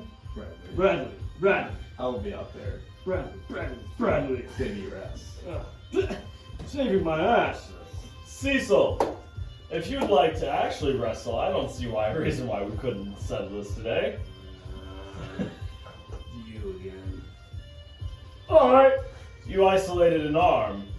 Now you get to deal with me as a whole person. Sorry, I don't mean to be the person that's gonna sit here and talk about the rules, but are we gonna break the Pirate's Creed? Let's let me go up to Isla and make sure this is allowed. This is two friends getting better, but we should go check. Tell her it's just a spar. They're basically just scrapping. Yes. It's a spar, yes. Yes. I'll go up and go talk to her. Alright. I'll go up to Isla. Alright. And yeah, she's just kind of. Hey, Isla. Oh, yes. I was reading the Pirate's Code, Pirate's Creed, and what is the rule on sanctioned wrestling matches? You're not going to be fighting or going to the death or any injury, but just a nice, classful wrestling match. What do you think? I mean, as long as there's no ill intent and it's a We friendly match, to prepare each other for future encounters. That's exactly what we were thinking. Some training on the boat. Yes, just, and she looks down and she sees Cecil and like Dara sizing each other up. Just make sure it doesn't get out of hand, Mordak. We will make sure of that. It's good to go, guys! And you see Cecil kind of assume like a sumo wrestler stance. Okay, I'm gonna start taking my armor off. Okay. I'm just gonna take off the main vestments of it. Mainly basically the plate and chain. Alright, smart. Better take mine off too. He starts unstrapping his armor and whatnot. Doesn't have much, he just has a shoulder piece really. Yeah. But takes that off and now he's shirtless. Okay. His loincloth. you got fucking He-Man in front of me. Tell you what, Doris. I win, I get what's in the bag. Oh, we're not going to be into gambling and money here. Come on! This is for fun. The agreement was that it was for free, otherwise it's gambling and it's illegal. Yeah, you're right. Alright. Who's going to be roughing this match? I will do it. I've wrestled a few times in my life. I'd love to see what you guys got. Alright. So he brings us to kind of a starting center here. Yep. And we will go. I would just add your Before you start, hey, I bid you good luck, and I hope to have a great fight. I'll give you some bardic inspiration. Okay. What are we doing, athletics? Yeah, athletics. So then you have D6. Okay. Ready? Yep. So we'll do 3 periods. Yeah. Alright, we'll do 2 rolls for each period. Okay. See how it goes. Alright, ready, set, go. Yeah, well, the first one was a crit fail, so. Okay. Well, so you see this awkward match at the start. Cecil's just kind of like pushing Doris, and Doris is just like doing his best to stay. And you kind of have like a circle of like men around, like kind of create like a ring. And Doris just shoves, Cecil just shoves Doris out of the ring. Okay. Whoa, you're supposed to stay in here, dummy. Hey, be nice, Cecil. It's just for fun. Kick his ass, Doris. All right, one more roll for round one. Yep. Guy. 12. Okay, so you see, you kind of get recentered, and Doris starts pushing straight into you again, and you actually left headlock him, and he's on his back right now. So Mordai gets on his back and just start counting it off, and Doris goes, "Ugh!" and he rolls back, and so now like you're on the top, and that's where we're gonna end the first period, and you're up by, we'll say 5. You say 2 takedown with 3 points back there. 5-0, Doris. I roll a crit fail there. So round 2, ready to go? Alright, that's not too bad. 14. All right, so we'll say Doris, you chose bottom. Cecil chose top, and he chops you down, and now he starts getting a back count. 1, 2, 3, and so he's got 3 back points right now. But then you roll out of it, and you get 1 escape. So it's 3 to 6 right now. 6-3. Roll one more time here. See if anyone takes each other down. Damn it, dude. 10. You guys pretty much just stalemated out for the remaining of the period. You're pushing and shoving each other. We enter the third period, 6-3. Get him. So we'll say you chose bottom there, so now Cecil's gonna go on the bottom. Okay. Oh, it's on 18. 9. All right. So we'll say that you try to go and you're doing your best to keep him down, but his strength is just too much. He just pretty much stands right up, and now you're neutral. So it's 4 to 6. Yeah. And we got one more roll for the third period to determine the match. Okay. So, dirty 20. Ooh, okay, yeah. You see Cecil kind of pushing the pace. I'm noticing he's down 2, needs to get a takedown, but Doris, with your combat training, you've learned the mechanics of defending someone from kind of closing the gap on you, and you managed to be victorious over Cecil. So, Doris, the champion! you see the people kind of creating the ring. Doris! Is he like No, he's standing up, and so he's kind of pissed. I'll pat him on the back. It was a great fight. He's a very honorable fighter. I'm not really good, like, sprawling. I'm, like, just big, you know? You will learn. I'm not flexible, really. Stupid. But then he kind of walks away, he picks up his crates that he was carrying, he's still pissed off. And so he's going to just go back to work. But that's where we will leave that off. Do you guys want to do anything else? We'll kind of say, like, this took the majority of the day. I think I'm good. I think I'm good. Okay. I did get my HP back. That is good. Are there any Take good looking shorts on Oh, the yeah. wall? Nah, they're actually fucking all really nasty looking. Besides Isla, she's pretty good looking. Yeah. If any females would like to sleep near me tonight, I'll be on the bottom floor.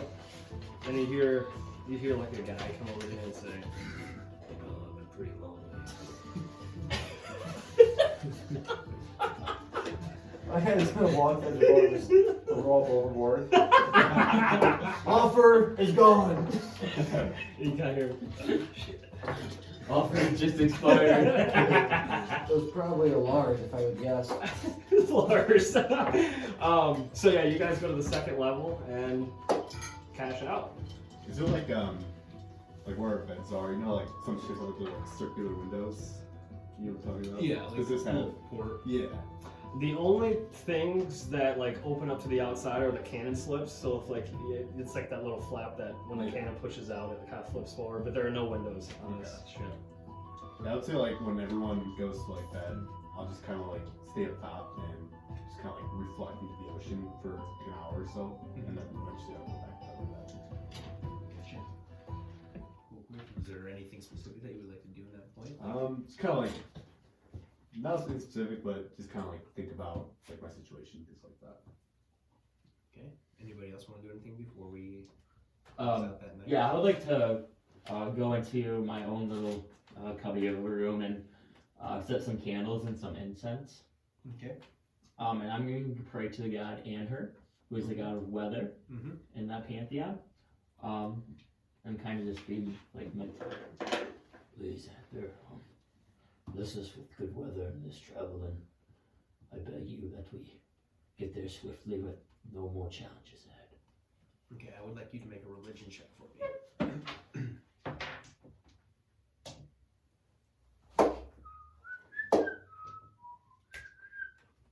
12.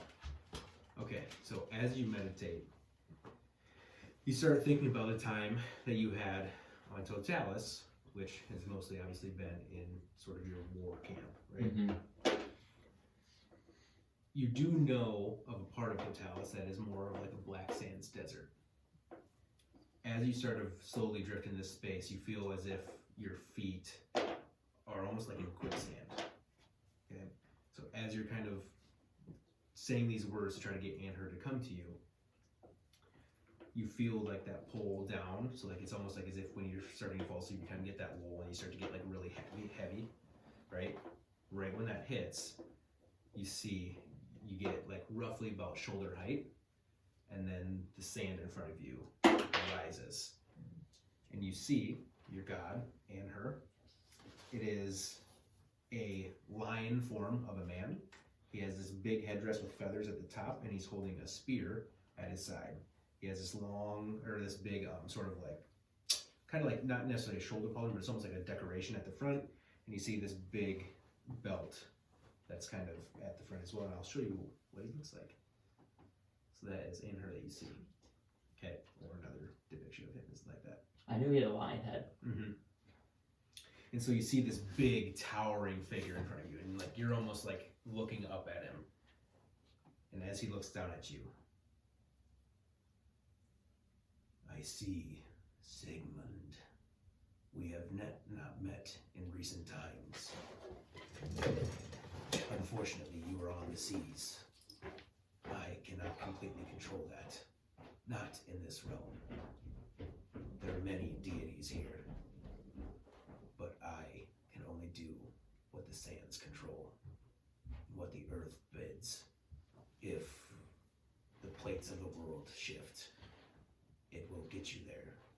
Then you see him roar really loud as a lion, and then he turns into the black sand. Don't I think like Aladdin? You know how the cave's like a Mm-hmm. when he like hits the lamp and then the line's like roaring and like the sand goes down. That's what I think about. And then you see like in the distance too, like it's almost like a bead of like golden light of like a line just running through the sands. Okay. And then as you kind of come out of your consciousness, you wake up. Yeah, and then I'll go to sleep. Would you say that when I came down, that would he still be like praying or like finishing up? Yeah, probably. And I would see that, or you wouldn't see anything because it's just him in his state, so you don't see any no, or like, nothing. see like him praying, I guess. Yes, you probably would, or at least he's a. I mean, it was a quick exchange, so you probably you see like the incense and like the stuff burning. You kind of get the sense that he was doing some sort of meditation or praying, and then you also notice as he kind of comes to, there's like a small circle of sand around him. So his setup, there's now just like a small little piece. And you notice that too. Yes, brother. You strike me as a religious man. I am. Do you follow one god or many? I follow many gods. In particular, I follow one type of sort of pantheon. Have you heard of them before? I've not, and partially is why I came to you. Perhaps not now, but at some point, if you could teach me about the gods in general, as I do not know much. You would like to learn? Yes. Oh, yes, we're always looking for more disciples. You will learn one day. I do have a special bond with these people, so I think I am maybe the teacher for you. But yes, to get started, let me give you this book. I just want to like get out like a general book of what like our Bible would be. if I like have something like that, would I have something like that or not? Yeah, I would say it's like your own version of it. So Yeah, like that's I what I feel was thinking. like with your sort of pantheon, it's much like tablets, and it's like a stack of tablets that you kind of like study, right? That has like all the information that you need on your gods. Mm-hmm. But like every person who kind of like worships the Mohorandi, more or less, just like there's not like a Bible per se, but there's just like Guidelines you kind of for it. like make your own That as you makes see sense. fit. So like, cause like it'd be stupid to carry around 10 tablets, right? Yep. Because that's heavy. But like, for example, you might make your own book, which you could definitely get. Okay, yeah, then I'll do that. I'll give him like of how you're saying like how I would see the gods Mhm. interacting with me. So yeah, I'll do that. I'll share. I won't share my ones with interactions like Horus Ray because that one is probably personal. Okay. I would share the minor gods. Okay. So are you saying like you have like encounters with them? Like Yes, you and have kind of put what that- they happen. Yeah, like what they are and like So you're encounters. not just and, like, giving him like here's a guy. This No. is like your everything Correct. with you. Okay. Gotcha. Because I feel like I wouldn't just have a guide with me. I feel like it would be like more like a personal journal. Gotcha. Okay. Maybe take a couple nights and look through this. Just make it 1 second. I can tell you everything there. I can also help. So you see, I'm assuming, do you have like any sort of depictions of them, pictures of what you? Yeah, I would have drawings Like a of what sketch they of look like, something. and similar to like pictures that they would be on normally, like Okay. the lion and stuff. So, if you want me to, I can go through because I have pictures of all these things, and I can Yeah, give if you you a want. little, just bit of a rundown. Just give them like 3 of them for now. 3 of them. So, what we'll do is I'm going to choose 2 gods and 1 goddess. Perfect. Okay. We'll just go straight from Anhur because you just saw that one. Okay. The god of war and weather. Anhur, Anhur. Anhur. God of Weather. God of war and weather. And then you see the depiction of a large figure, bulky, with a lion's head. Then you see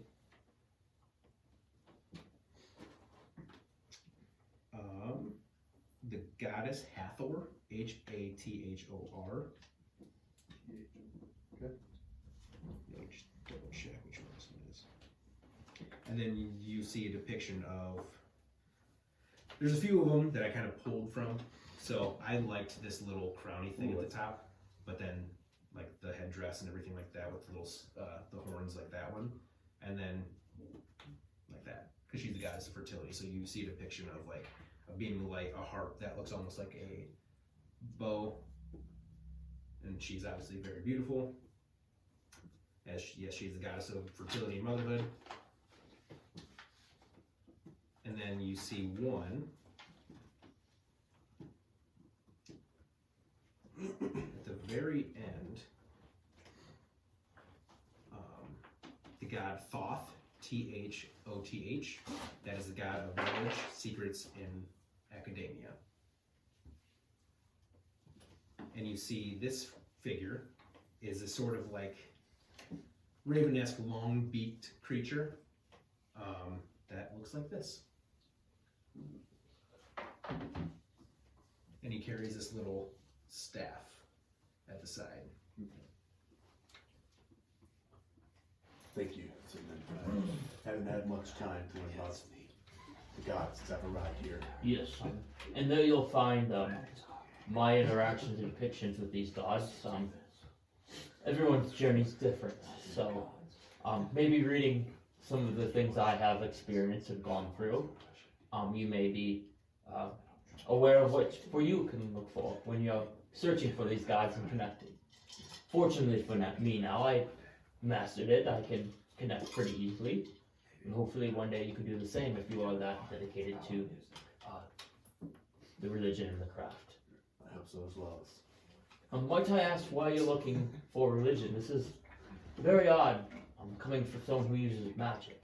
Yes, I've been very busy since I've arrived, working with a organization, Yes. and let's just say a lot of it was mainly just business and tasks at hand, and I feel as if there are gaps in my knowledge. I'd like to fill those and find answers related to myself. You sound like you're on a similar path as myself, as I am experiencing something similar. I'm glad that we have found each other and we may be able to help each other. Yes, I hope so as well. Yes, if you need anything else, let me know. For the next couple nights, you can read through those. If you have any questions, you can let me know. And you said you could speak Celestial, right? Indeed, Yes, I think most of that is written in that. So Very well. I think I'm going to be off to bed now. Thank you. And I will. Okay. And I'll read for a little bit and then go to bed as well. Okay. And so, with the party kind of going to sleep, going, separate ways, they're separate cots. Doris, you find yourself slipping away into a nice, gentle sleep in your cot. But as you sleep, you start drifting into this hazy dream. You start hearing different whispers, different words, kind of shouting. You manage to pick out just grab it, get it, take it, take it.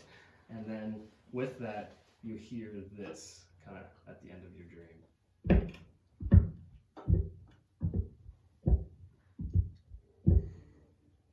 And that is what you hear.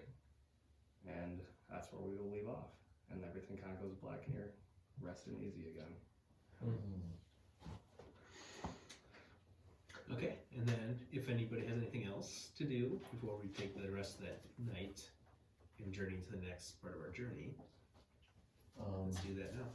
Once it gets really late, like once everybody's sleeping, I want my guy's gonna go dark eyes. He's gonna be kind of obsessed.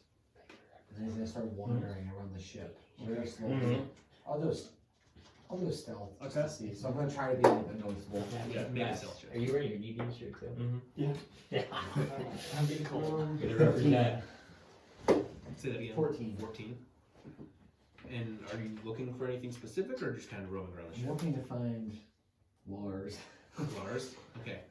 Now what part of the ship are you looking? Right Are you now- looking where right you were in the now- quarters or up? Yeah, so right now down below, and I want to like do a lap down below, just kind of like, I don't want to be too close, like walking over people, but just do like a general walkthrough. Okay, then on that one, make a perception check. A little better. That's not too bad. I don't know what perception is. How did I have 12? 12?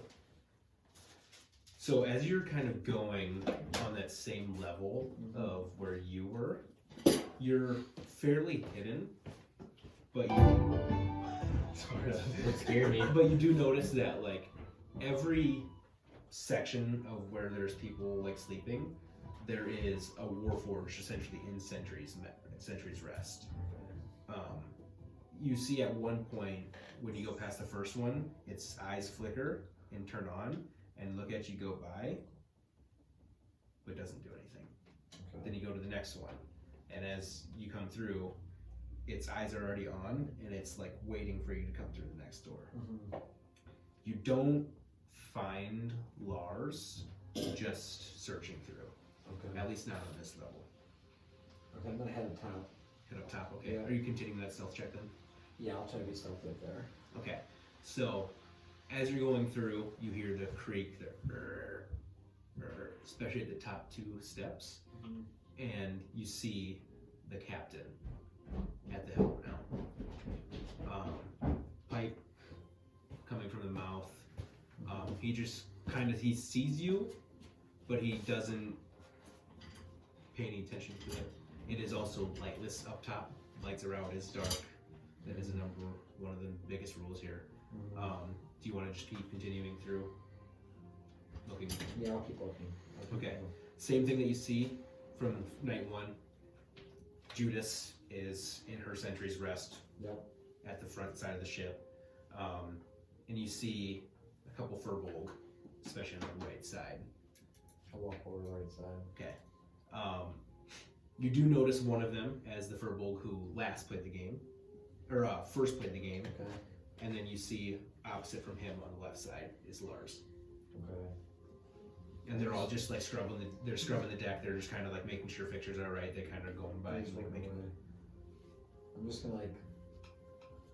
Okay, I don't like the environment up here, so I'm just gonna like take a second and kind of make a note of what he's doing at this time of night, and then I'm gonna head back. Okay. I'm gonna walk by and say, Captain, I hope you have a good night. I'm having trouble sleeping, but I'll talk to him and then I'll head down. And he gives you a side look, and his like cloudy white eye, you can almost see as if it like shifts to you, and just that one. Okay. Like he's normalized forward, it like shifts almost like cross-eyed towards you, and then pays you no mind, and he like just kind of nods towards you as you go back down. Okay, I'll head back down and go to bed. Okay. Anybody else? I'm good. Good? We are good. All right. Everyone, you kind of wake up. You want the...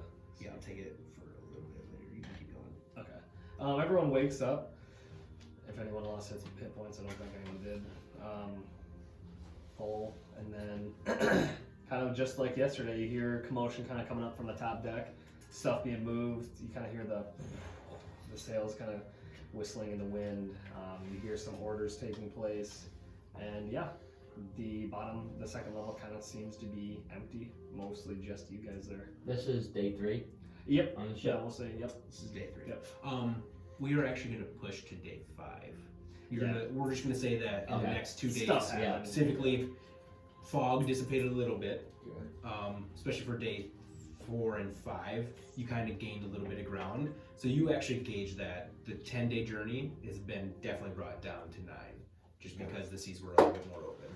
And can I, if she lets me, can I do any sailing during that time? We'll say just because During the time, no. yeah, because it was kind of close to the fog, the mist. But I would say now that you're on essentially day 5 of 9, we're going into day 6. Mm-hmm. Still clear skies, rolled for that. Okay. Yeah, I'm pretty sure. Yeah, you're okay. Okay. Now, if you want to. Yeah. Yeah. You want to do it? Yeah. I'll do Okay. it. I'll go up to her. Okay. I mean, we can roll. Okay. If you want. We don't get it. I mean, it's up to you. So roll 2 survival checks. Can't figure out. Crit fail. Day 10. So you rolled the crit fail first. Yeah. Okay. With your crit fail, oh yeah. I'm just gonna look it up on yours. Yeah. So with your crit fail first,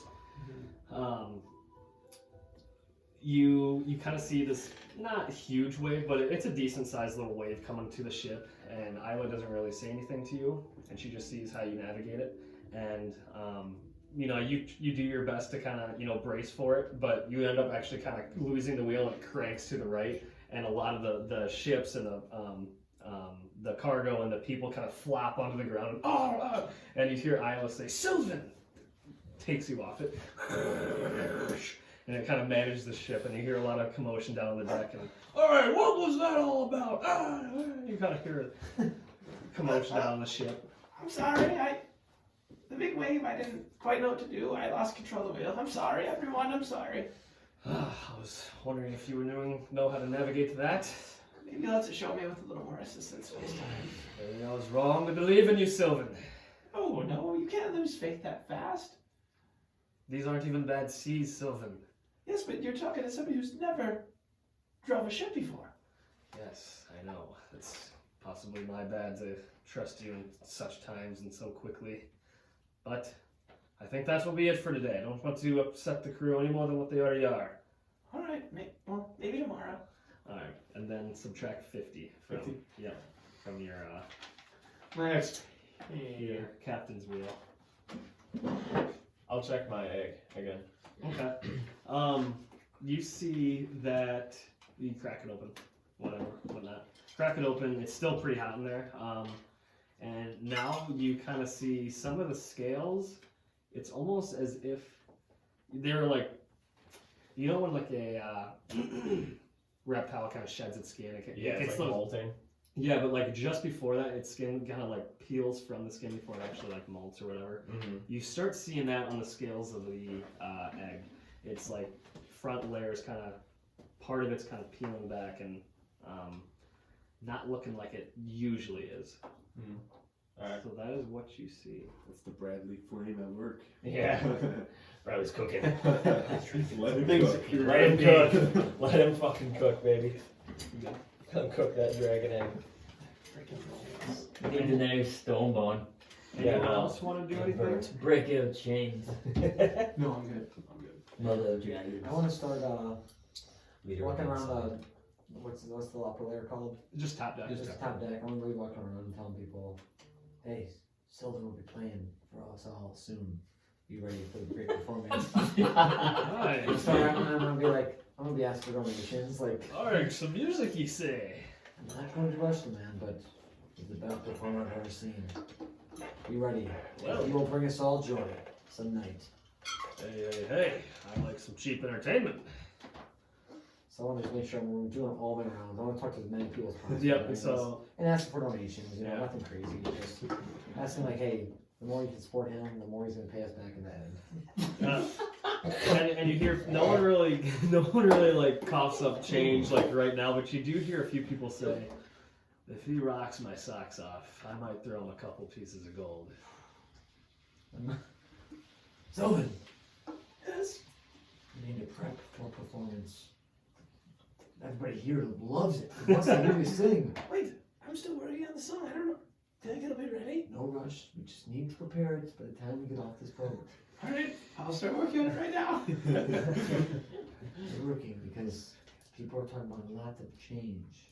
Well, that's good. We can make a lot of money. Maybe Hey, buy this ship. Maybe it'll be 50,000. I think you may be right. I'm not a great mathematician, but maybe it'll work. I'm not good with this damn thing. Would anyone else like to do anything? I didn't go here. No one? I find just the sleeps. I'll change the sleep setting on so they turn off. Okay, so yeah, with that, you guys are kind of continuing your way, sailing to Oldstead. Port 40. Okay. Yeah, and then you can take over. Then I would say, again, another day goes by. You're about to approach the end of day 7 of 9. And I would say right before dark hits, you hear or you see another thick cloud of fog coming in, and you hear in the background. We hear this. You hear this. Oh, so this is legitimately What we you hear. didn't know is that there is essentially like an organ of sorts below deck. You see at the very top of the backside of where the wheel is on top deck, and what you actually I do want everybody to make one quick perception check. I'm doing a job done. That's my Pretty good. Dirty 20. Perception. Perception. 13. 16. 4. Okay. You see from the doors below the wheel, you see them open up, and then that fog that you see in the distance, you realize it's fog, right? We all know what like a cloud is like, it's fog. This is a mist that rolls out. You see the pirate captain. You see Eridur come out, taking his pipe away. You see him draw his long back sword. And he was walking through as the night slowly closes in on the ship. And he says, "Lights out now." And you see all of the warforged that usually take station on the top deck at every single cannon reach up and just snuff out the flame with their hand. And he walks slowly up to the wheel. Isla takes a step aside. "We have a night, a long night coming through. There is a storm that we must survive to get to Oldstead. Brace yourselves. It'll be here soon." And then he puts his pipe to his mouth again, puts his sword through one of the handles in the wheel. There's like a little cutout, and he puts his sword through, and you see him start cranking it to the right. You feel the shift of the ship go to the side.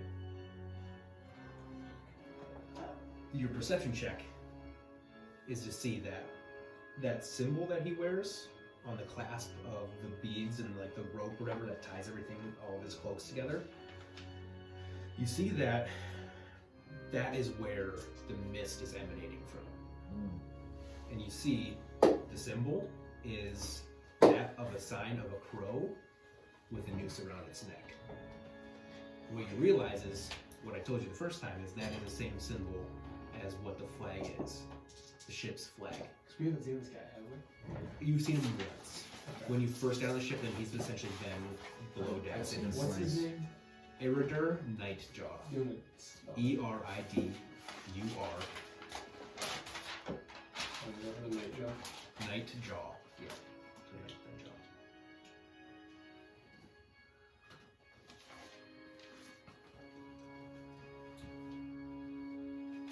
That's the captain. That is the captain.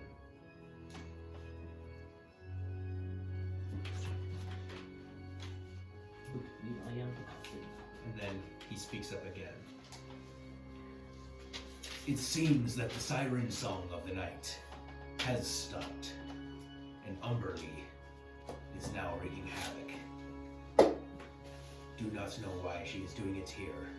There must be something ahead.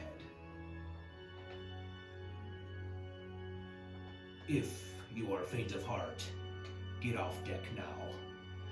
Those of you who want to brave a storm with the Hangman's plague, we will do so. Yes, I'm sorry. I'm not really sure what to do on the ship, but I'm willing to try to help any way I can. I'll walk up and kind of like come next to Sylvin. Where do you need me? Anywhere that you can brace yourself and keep the sails where we need them. That is where you will be needed. Those who are strong on the deck. Those of you who can hang on and want to help the crow's nest, do so. We will not need the cannons. Those of you who need help, tie the cannons down, because we do not need to lose them. Of course, the deck. I am strong. As am I. I'll pull my swords out and head down the center of the ship. And then you see, like, as he's been looking at you, his good eye has not been moving. He's been looking, and you see like a shift of his cloudy white eye. And as you guys kind of walk down to the main level of the top deck, you see actually Cecil holding down and getting ready to prepare one of the front sails. He's got the rope right That's there. where strong guys go. Yep. Yeah, I'll go. I'll go grab one too. On different sail, yeah, as well, and Okay. take position. So yeah, so this is like the pole. Cecil's on this side, and hey, Sigmond, up on that side, help me out with this sail. Yeah, no problem. And you kind of brace yourself and you kind of wrap it around you.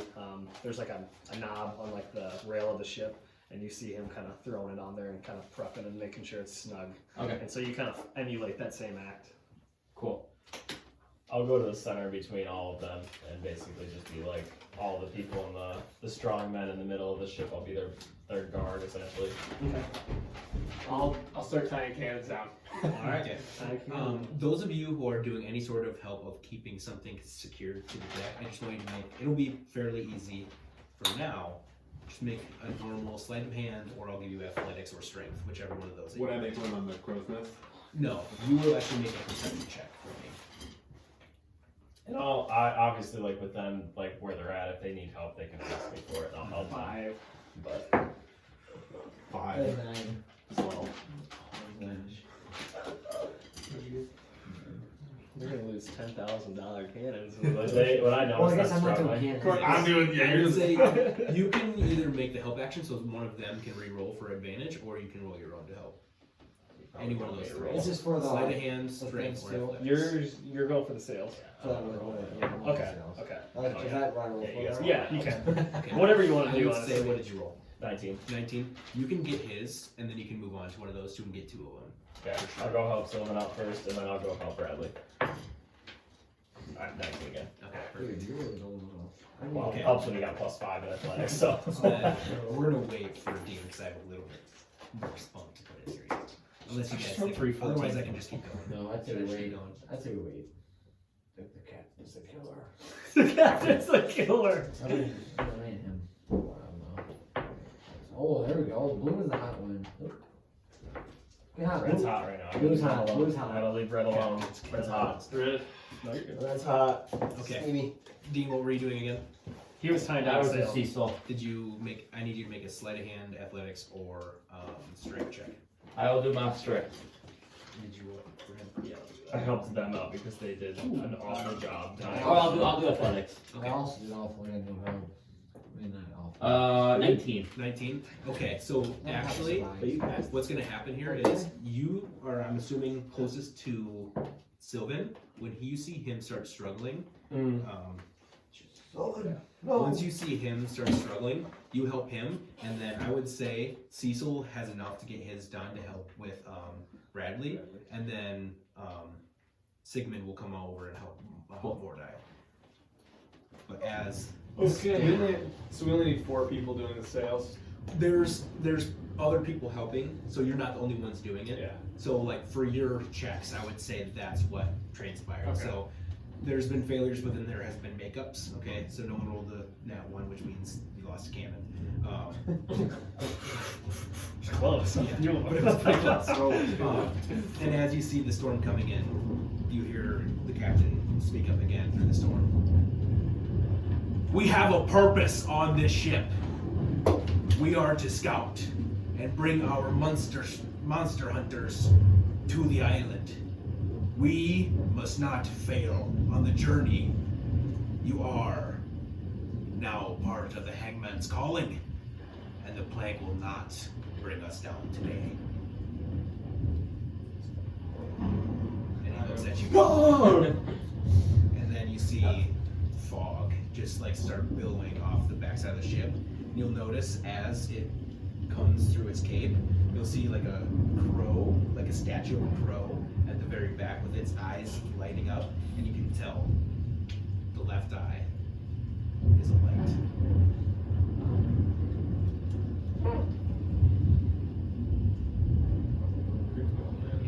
I would like to have everyone make one more check throughout the night, and I'm going to carry this through the night as well. Okay? It is going to be one of 2 things. Again, you can make strength or athletics, or survival. Remind me perception skill. Come on, baby. Come on. This is separate. I'm keeping yours. I'm doing athletics. I'm doing athletics. So athletics. So same thing though. It's not perception. Yep. It is just strength and athletics. 11. Pussy. 20 on that. Yes. So 11, Yeah. 29, 30, 20. 21. Come on. 22. 22, 16. Okay, so as you're going through the fog and through this storm that is just beating down on top of the ship, you see, out of instinct, that's not good. Actually, you would actually get you see him. The one turn kill us you all. see feel the whole ship kind of arch to the right, and you feel your weight shift. You will take 4 points of bludgeoning damage as you're holding on, and as you were struggling with getting a cannon sealed down, and that was your point of holding on to the ship, was that cannon. That cannon, thankfully, was sealed with the help of Sigmond. But as you feel this lunge, you feel a wave just smack the side of the ship, and you go head first right into the wall. Concussion, CTE protocol. Bradley, you were up on top of the crow's nest. You have the best vision, even though your perception wasn't good. You feel the lightning around you just start crashing into the water all around the ship. And as that wave hits, you go bear hug into the side of the mast, and then you feel like yourself as if you're about to tip over the edge, and then you have just enough strength or just enough athletics to keep you upright. Everybody else, you feel that shift, and you're just steady-handed, right? Your own fault, boys. You know, I just got knocked out. Onward! This storm goes on for 3 hours. So, did anybody roll a survival check? No, it was all athletics? I haven't Okay. said it. Sleight of hand. So, sleight of hand was not on this one. Oh shit, so I would have been 18 or 18, something you would like have that. been fine. Okay.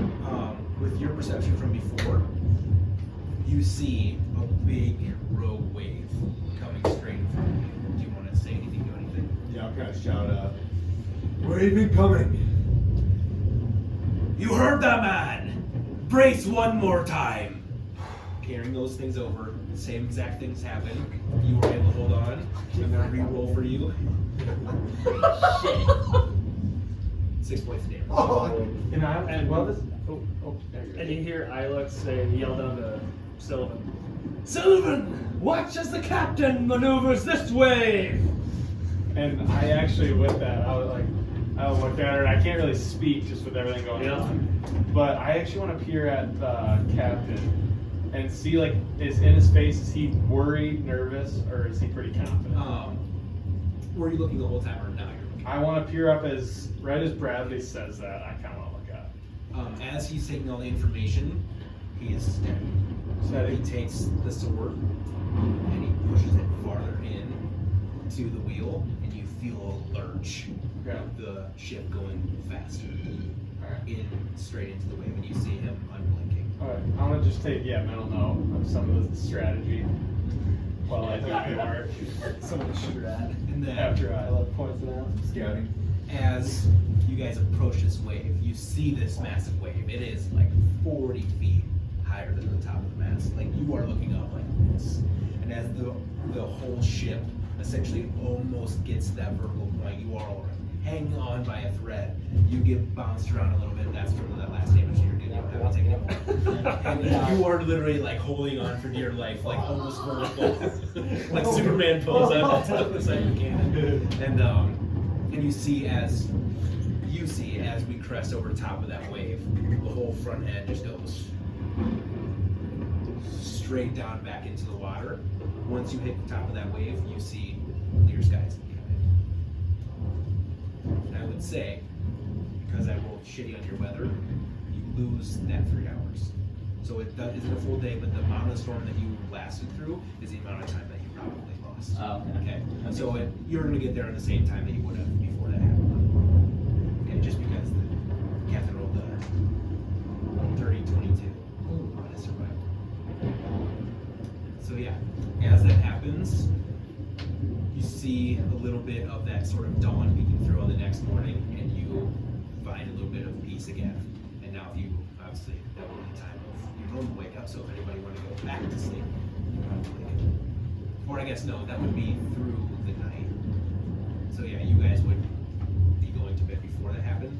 Storm hit, lost your sleep at that time. Nothing occurs, no exhaustion, anything happens. But now it will transverse into Day that 8 to 9 days. Anybody have a medic?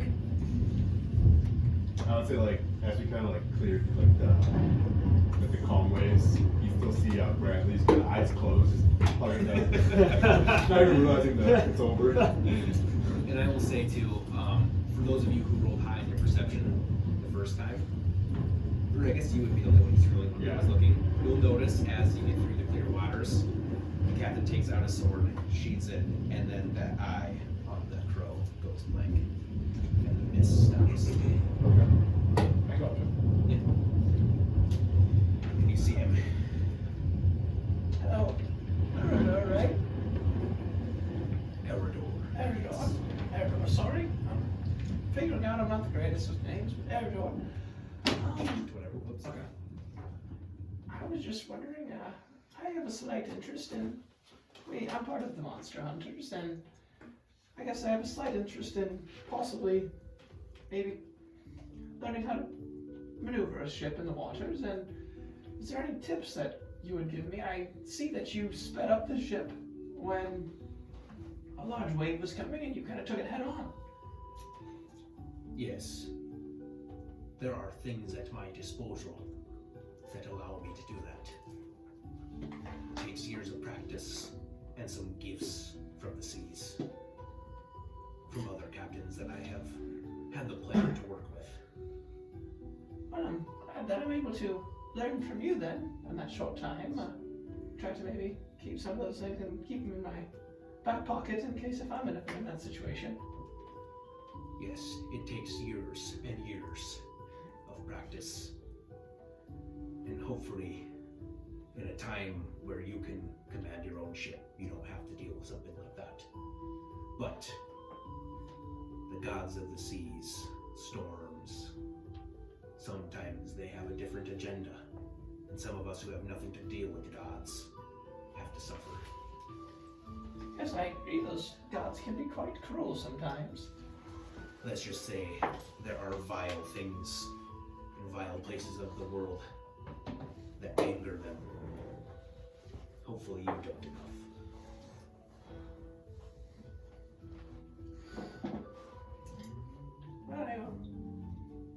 More Yeah, than you. way, You take it was a good talking little to bit you. of a beating in that storm. Thank you. Very nice. He's cross-eyed. I believe I could help that. I want to lay hands on Mordai and cure his CTE of. Yep. How many hit points do you take? 10. 10. Okay. I will give you 10 HP. And you see, like, there's a little bit of blood kind of trickling from the top of the temple.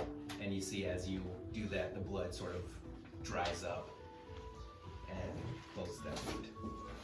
Everyone who is on the top deck, which I believe is everyone, right? Mm-hmm. Make a perception check.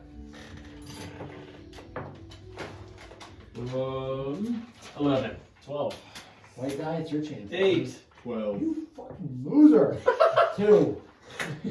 You guys are kind of looking out Well, I in the wasn't sea. concussed, so. You guys are looking out in the sea, and This one. you see a little ripple in the water, but nothing really concerning. So Well, I see a giant wave. Should I be concerned? you just see the rustling waves in the sea.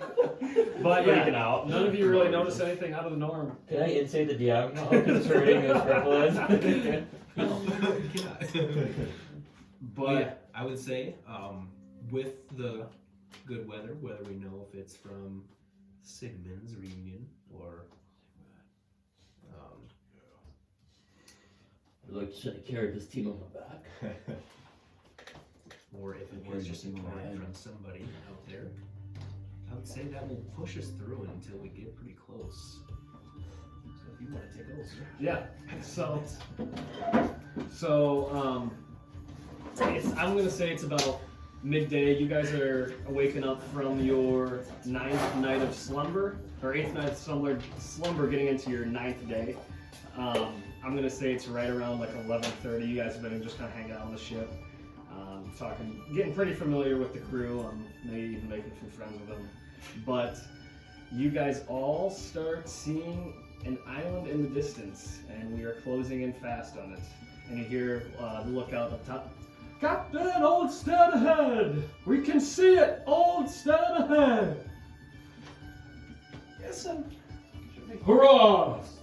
We're almost made it, and if you want to try to get way around, I'm sure. Hear thee! Hear thee! It is time for a celebration. We're almost off the ship.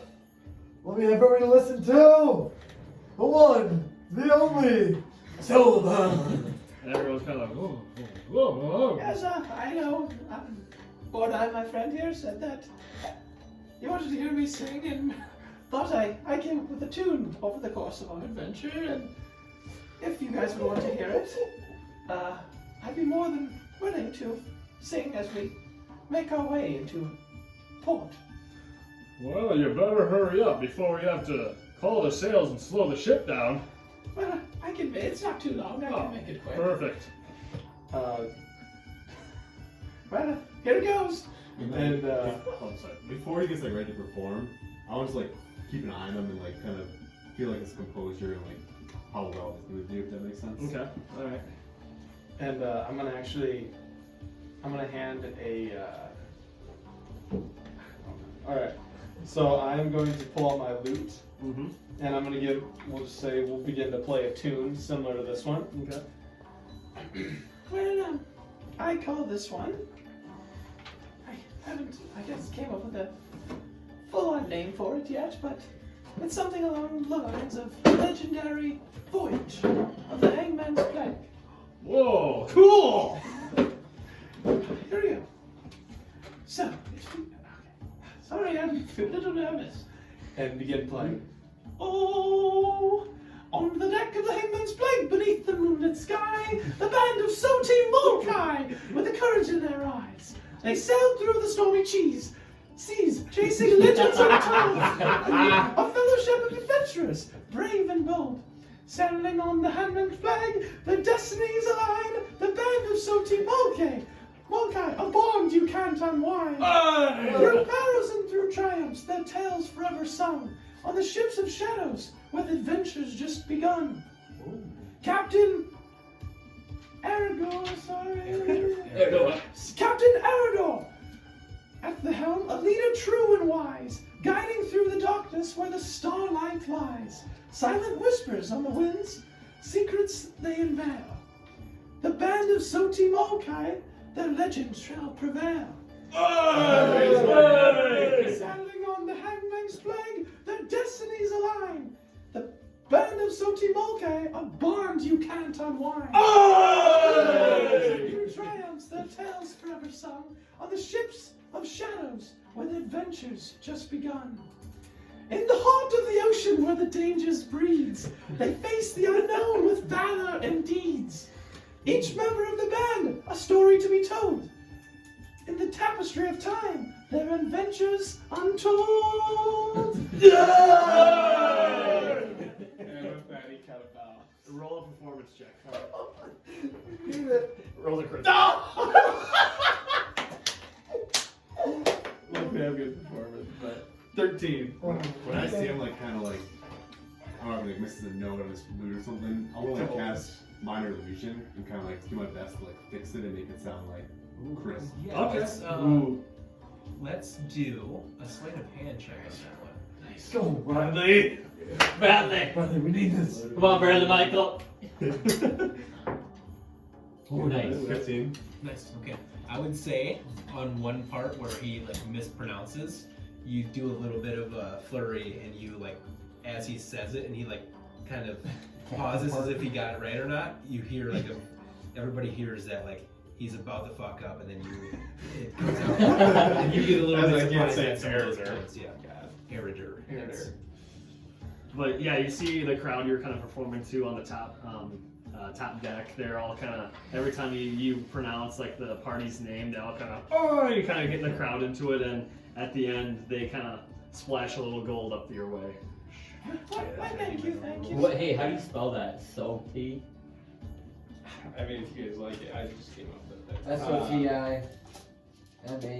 SOTIMAULKEYE. That is? What you're gonna do is, if you want to put the band of Soti guy. So you gotta respell it. You won't waste faster. SOTI S-O-T-I. MAU. T-I-M-O-U. Is it an L? Is it M-O-U or M-U? So M-A-U, it's mall, like a mall, Mall. and then K-E-Y-E. The band. Okay. Soti Molkai. Soti Molkai. The bond. 34 gold. 34 gold. And then I'm gonna walk around, say like when we talk to people, like, hey, get this guy for his next gig. He's the next big thing. Take the donations right here. Throw it over. Yes, I want to be singing this song to the people of wherever I journey. So someday this will be a legendary ship, and I believe it already is with your captain and this crew. It's a great. You have a great thing going here. Alright, well, you're not too bad performing yourself there, young lad. I thank you. Yes, I'm still new to it, but again, working on it. You should have done this the past few nights. I know. I get a little worried and nervous. I try to come up with the best lines I can. Oh, don't cower, little one. You're great. Why, thank you. And you see, I kind of get a little, bump it up a little bit. and you feel a tall presence behind you, someone you know very well. Pat you on the back. That was pretty nice, man. You see the Thank you. front. Yep, Herbert. Lark Hemlock. Well, thank you, Lark. I know you heard me perform the first time in the bar there. It and- never ceases to amaze me, man. It's been nice to have a little bit of music on this shit again. Well, I wish I could continue being on this ship, but it looks like, your guys' job was just to get us here. And now our real destiny lies at this landmass. And then you actually have Judas on your side as well walk up. And he stands taller. our mission here is not done. We are a scouting party, a scouting ship. We are here to get our information and take it back. Oh, alright. I did not know that. I'm sorry. I thought you were just carrying us to the ship. That is Understand. part of our job, as we hire people on as we need. And I believe we needed more help on this journey, as it is of high interest to the tide. So, we will be here, as long as another journey does not take us away. Perfect. Well, I shall be seeing you then. Hopefully we do. Well, then we're not dead. With that, I want to take off my little flyer that I pulled for like the monster hunters. I want to read what it says again. It says like Oldstead help wanted monster hunters in need.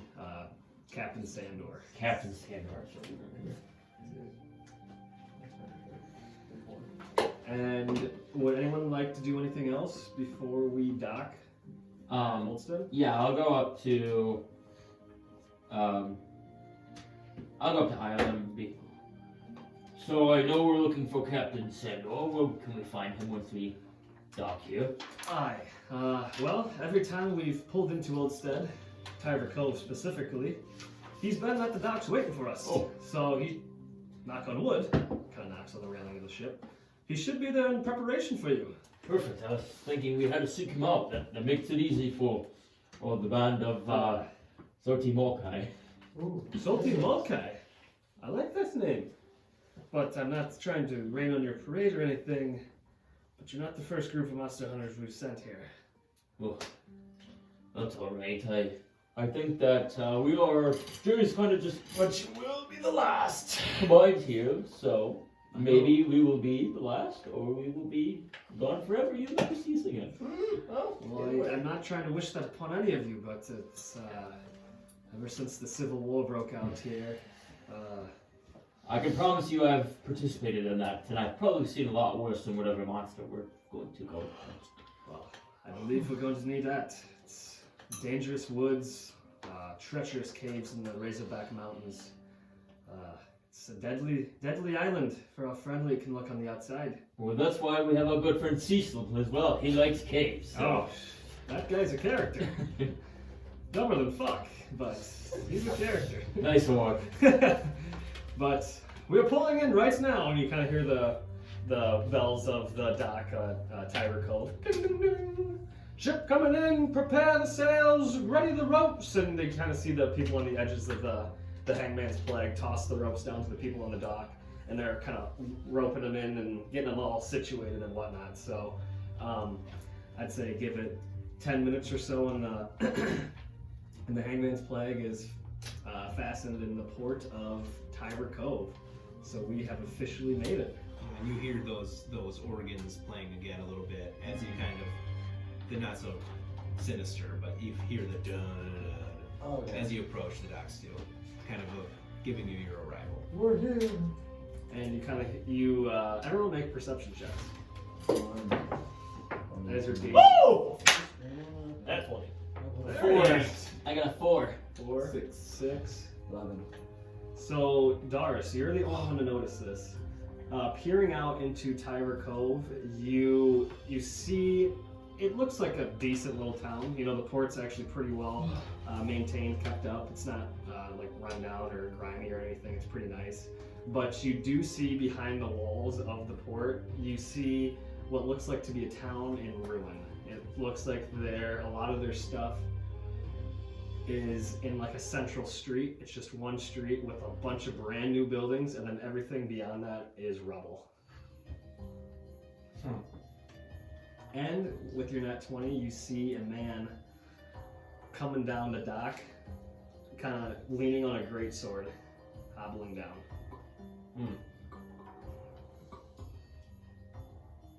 Okay. Hey, Isla! You bring me another batch of those monster hunters? In fact, we did, Captain Sandor.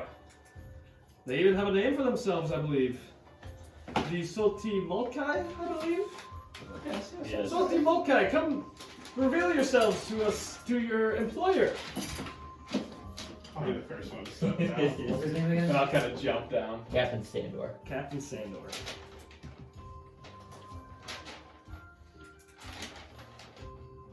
What docks are we on? Tiber Cove. Tivercove. The docks of Tiber Cove. And you definitely see Captain Eridur. There is, if you kind of see on the ship, behind the wheel is a bit of a more ornate chair. And above that, where it kind of looks like an octopus statue, that is where that raven statue actually is. And he is definitely sitting there, kind of like decompressing from the journey. And he kind of is just like watching everything happen. Is there a noose on the statue? No, there's No. not on the statue, no. Just on the patch. Just on the patch and then the depiction of the sail. So, Okay. if it makes it any better. So, I kind of made a little bit of a drawing. Oh, okay. So, and you can definitely tell, like, on the sails, like, they're a little bit torn at places. It almost looks like there's some sort of, like, burn. But So, it's like a crow like this, and then there's a noose that goes up.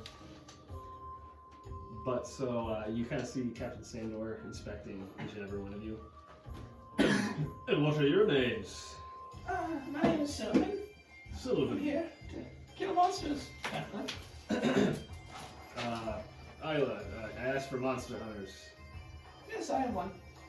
He's Correct, Isla. He has proven himself, Captain Sandor. What he lacks up in size, he makes up in might. Well, let's hope he can survive. I don't want any more casualties. It's a waste of money. He will survive. And you, My name is Mordai Thorax. Mordai. Yes. Interesting. Interesting name. Interesting fella. And you, Doris. you look like you've seen combat. Handful of times. Now that's what I was looking for in a monster hunter. Well done, Isla. And you, I am Sigmond Brightsteel. I fought in the Great Civil War. you fought in the Civil War, did you? Yes, and I've slayed beasts in my homeland Catalis. Perfect. I mean, this group is rounding out to be well equipped to handle what's on this island. And you, sir, Bradley Woodwright, member of Blackstone. pleasure to meet you. It's never seen your clothing before. I would actually be wearing a robe, Okay, so like if he like says that, I'll kind of like kind of bundle up. yeah. Okay, I'm not from interesting. around here. I'm getting that sense. Well, Not from around here, are you? We're not I'm around these What parts. does Sandor look like? so what he is he's got long black hair. He's a human. He has an eye patch over one eye, and you can see a scar going down the side of his patch, kind of down his face. He has like a traditional like pirate's trench coat on. He's got like the long brown boots. He's not wearing a hat. His hair's just slicked back, and he's leaning on this big greatsword. And it looks like one of his legs is like pretty damaged. Is he tall? He's like a regular sized human, 6 foot. So big. But yeah, that's really what you get out of him. He's of decent stature. He's not like flimsy or anything. He's not like Cecil by any means, but he's like a stocky human. Is Cecil with us? Yep, he's still on board, but he's coming back. He's coming Okay. down. And I'm with them too. And you kind of see this green big ass orc march down the plank of the Hangman's Plague, and Captain Sandor sizes him up. You'll be a great addition to this monster hunting squad. So, you 6. That'll be it, eh? Would believe Yes, so. yes, that'll be it. Perfect. Yes. Perfect. Well, without further ado, let's take a tour of the town, shall we? Yes, that'd be great. It's good to be on solid surface here. Perfect. Well, Isla, as she's kind of watching as this whole interaction is taking place, we bid you safe travels to wherever you are going next. She says, aye, hopefully these monster hunters pan out for you, Sandor. And they kind of both salute to each other, and Sandor starts hobbling towards the town. Goodbye, Isla. Thanks again for everything you taught me, and safe travels if wherever you're going, or maybe I'll see you around. You too, Sylvin. I hope I get to see you again. Hopefully Oldstead doesn't claim you and your friends. Yes, it will not. I'm confident of that. And I'll kind of bow my head. She salutes.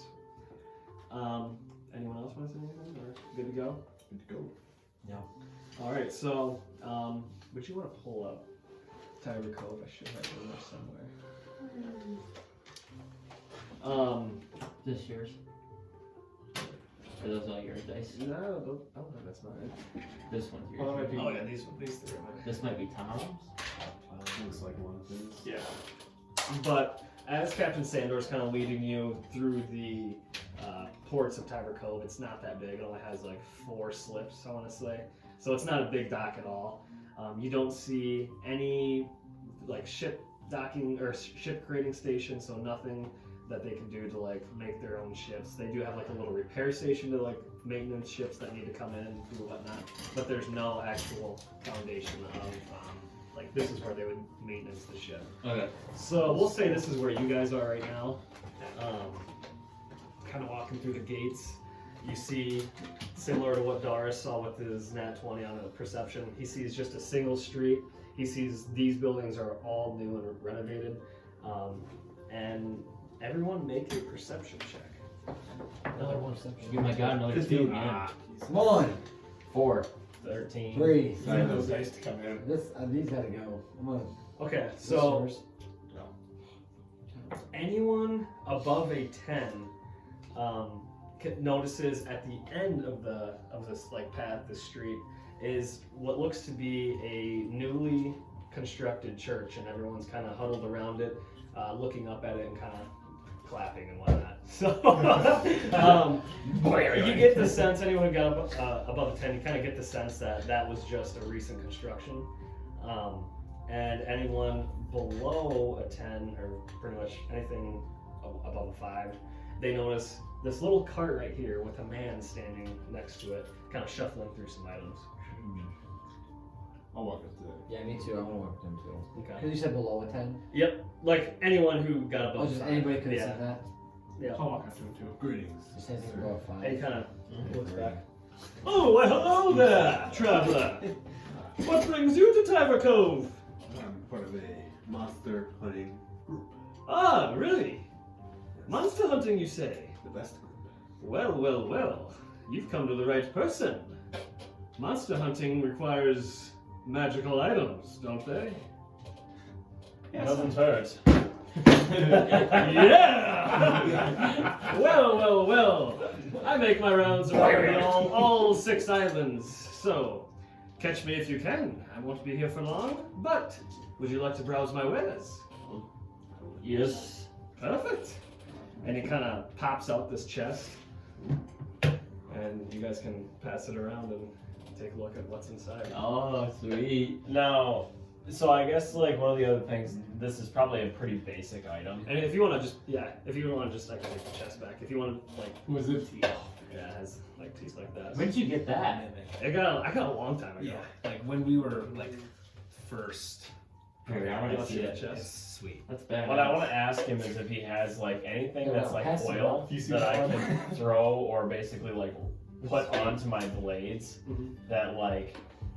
So essentially what I'm going for here is I want to have something that's a small conceivable little vial that I can put on my blades that I can like hit them and like basically spark them and they like put fire on my swords. Oh, that's cool.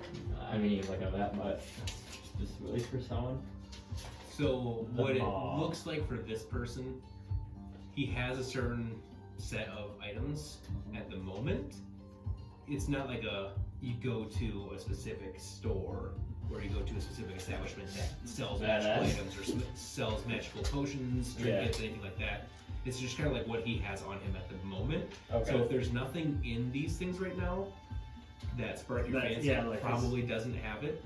He's not a person that just kind of takes orders. He just like acquires things and tries to sell them. Yeah, I would have to go find Yep. someone else. Yeah. Perfect. Excuse me, sir. Boy, yes. How much do these very nice items run for these days? Oh, well, I was wondering what that question was going to take up. Well, I'd say probably on the cheaper end, 15,000. On the more expensive end, some of these items, 20,000, 25,000. Some of these are the best of the best around. You won't find better than what Glendor has to offer. Mm. These are some very nice items you have, but unfortunately I don't think any of us can afford this right now. Oh, really? Why not? Would you take a big IOU? Can we take out a loan? And a Well, stiff handshake? My credit score is around 720. He holds out 5 chains. Well, I might as well hold you guys on a short leash then, if that's the case. But that is not the only way to get these items. You can acquire any past minor illusion. There are such things called Glindor coins that I accept as payment for these. Do what? What are they called? They're called Glindor coins. And what do these do again? It's a special currency for my shop. You can obtain them by doing special deeds around town, odds and ends, that sort of thing. And how much is one coin worth compared to gold for an item? It's a straight up transaction. So one coin for an item? Exactly. Holy shit, we're gonna get these coins. Get Glindor coins. No, that's it's a tall task for sure. These coins aren't just tossed around like pennies. Oh, I'm going out. I'm getting 5.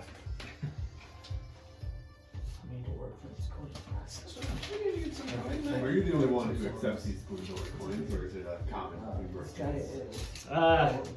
I mean, if someone knows me, not personally, but knows of my reputation of the items I bring and that I transact in such Glindor coins, then it could be worth something. But if you're not using it to buy something from my shop, the coins are effectively useless. What was your name again? Glindor. Everyone, I would like to make a statement. We find a Glindor coin. I call dibs.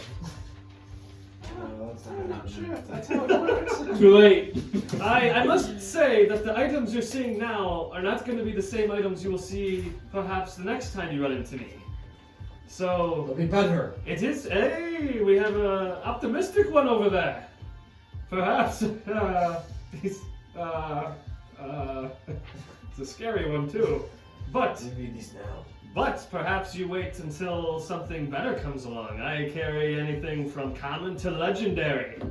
So, How long are you staying on this island? checks his wrist. There's no clock on it. I'd say probably another 4 hours. I don't stay long on these islands. That's not enough time for us to collect a coin. Oh, of course not. These coins aren't collected in days. They're probably collected in weeks, months, maybe even years. Days. Shit. You can get them in days, yes, if you're efficient. But you guys kind of look like a newly formed party, I could perhaps. say that, but you never know. Sometimes new things are better than old. That's fair, fair. But sometimes you don't know there's a kink in the hose until you find it, you know? Yes, I do agree with that as well. But, as I said before, I travel amongst the 6 islands, so this isn't the only place you'll see me. And what's your name again? Glindor. Lindo. Oh, Yes. The traveling merchant. But so nobody wants to buy an item today? Oh, and this is going to Unfortunately, take yes. it for about 300 gold. That's all I have. So I'm assuming this will not be happening. Can I try the item out first? Clever one you are over there. Unfortunately, the item I think you would want is an attuned item. Means you have to go, rest with it. And unfortunately, I'm not going to take that chance. Especially with your kind. My guy sees dark right now. He sounds like he's pissed off. And then he's gonna get pissed and he's just gonna walk away. Right from the group. Wow, he's maturing. Character growth. But Yeah. so, again, monster hunters you are, eh? Yes, Yes. Well, it's good thing you're here. Past few times I've come, seems like every other, I probably make a visit every 3 days or so. But I feel like something's coming into town and killing a villager, smuggling a child, stealing something from Captain Sandor, so it's a good thing you guys are here. Yes, we'll get to the bottom Should of it. make for an interesting stay. Has Captain Sando ever bought anything from you? No. He usually uses his gold to hire monster hunters, which he does a lot. And noticing that he's still hiring them, it's good to see that the monster hunting business is well, flourishing because, yeah, there's still plenty of monsters here, clearly, that have eaten other monsters. But you guys will do fine, I'm sure. Yes, we'll get to the bottom of it, I'm sure. Yes. Don't you agree, guys? I'm not scared. I still don't have the answer, guy. He looks at Mordai. But, well, would you look at the time? I think my 4 hours is up. But, I guess, one thing I guess I do have a question. You said you carry common items? Yeah. Do you have any sort of, more medium armor, so to speak? Or is it more just all magical? It's all magical. You saw my entire inventory right there, but sometimes I do carry just common stuff, but unfortunately not today. No, that's alright. I was just wondering. I'm sure there's a store in town. Oh, yes. Just looking for something small and... Yes, the blacksmith just up the road, I believe that's called Argrim's Armory. Oh, Argrim's Armory? Yes, I believe that's the name. I'm not from here, but I visit every now and then. Oh, does he sell similar items to you, or more just general stuff? Oh, you won't find anything like what I have here in Tyver Cove. Tyver Cove, it's still trying to recover from what Skolagar did to them. Yes. Who is Skolagar? Well, it's run by the Grand. What's the government? It's not the Grand. Oh, so the Southwest, or well, Like do you want like the actual government name? Yeah. The whole thing. Mm-hmm. So the government name, you will know, especially when it comes to like ships and travel and trade and everything. It's called the Southwest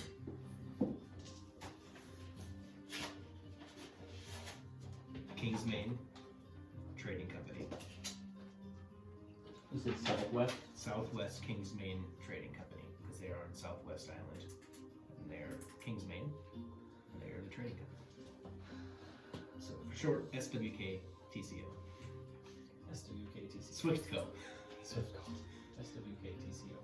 So they control Skolagar, and let's just say prior to that, Skolagar was actually Oldstead was primarily a Order of the Tide ran island, in just huge pirate operations, smuggling, pretty much everything you can think of when it comes to pirates.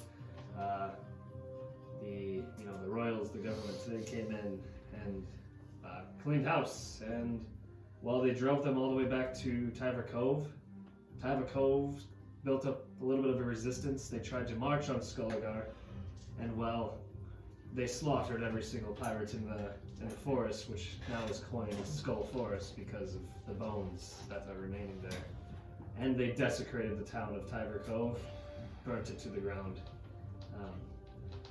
Miraculously, Captain Sandor and a few others managed to stay alive and rebuild the city for what you see it as now. But So this Southwest Kingsman Trading Company, yes, they're the ones who attacked Tyver Cove, or... yes, they brought war onto the Order of the Tide, attacking Skolagar first, gaining control of the main city in the island.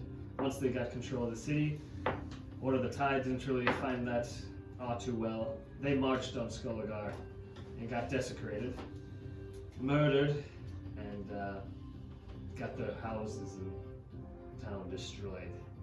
It's a sad story, it really is, but I'm sure it'll be built up again. You said you travel around these islands. yes. How do you get around so fast? You have your own boat or something? Oh yes, you see that little speed demon out there? It's like you see it.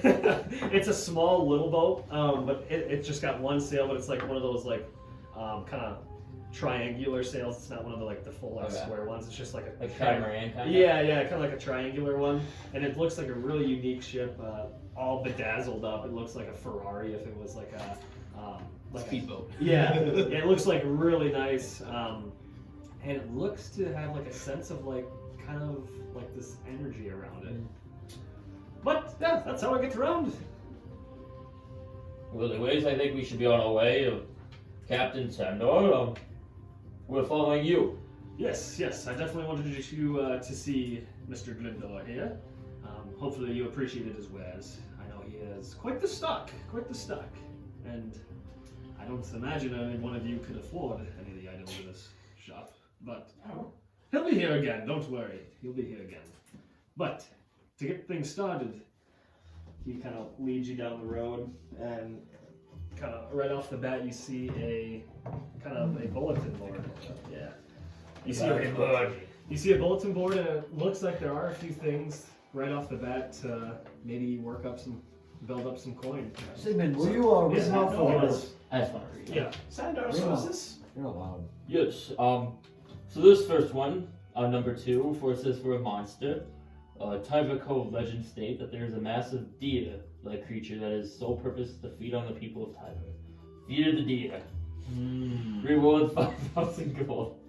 5,000? I'll take And that. this other one is hunting for a murderer.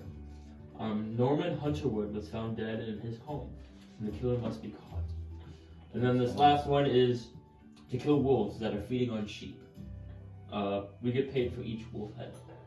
Alright, so, Sandor, are we... So us monster hunters, are we...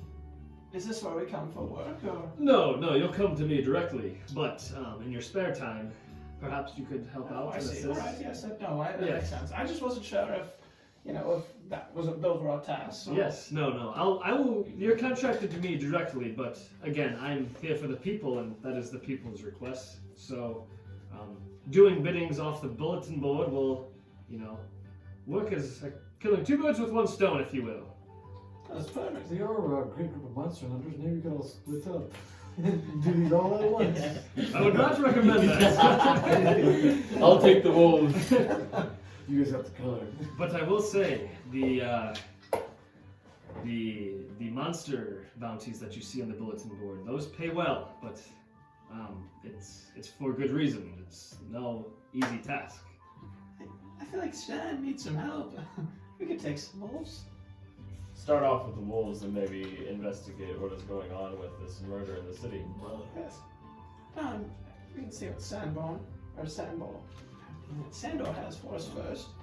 Yes. Might I ask what you are paying us for this mission we are about to go on, or Yes. biddings we're doing? Well, perhaps we can do our biddings in a more private location. Perhaps my office. Yes, that should be good. Oh, yes. Do you mind finishing the tour of the town first? Yes, of course. So, Sorry, I didn't mean to get off track there. no, it's all good. I'm glad you guys are eager for work. It's a good thing. But anyway, continuing in, you will see. Oh shit! Hold on. So you'll see.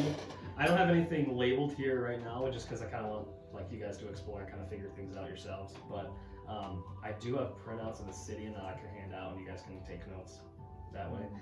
But as you kind of walk down the path right here, you see this is Argrim's Armory that he was talking about right there. Argrim's Armory. Argrim Arkwright is the blacksmith in that shop.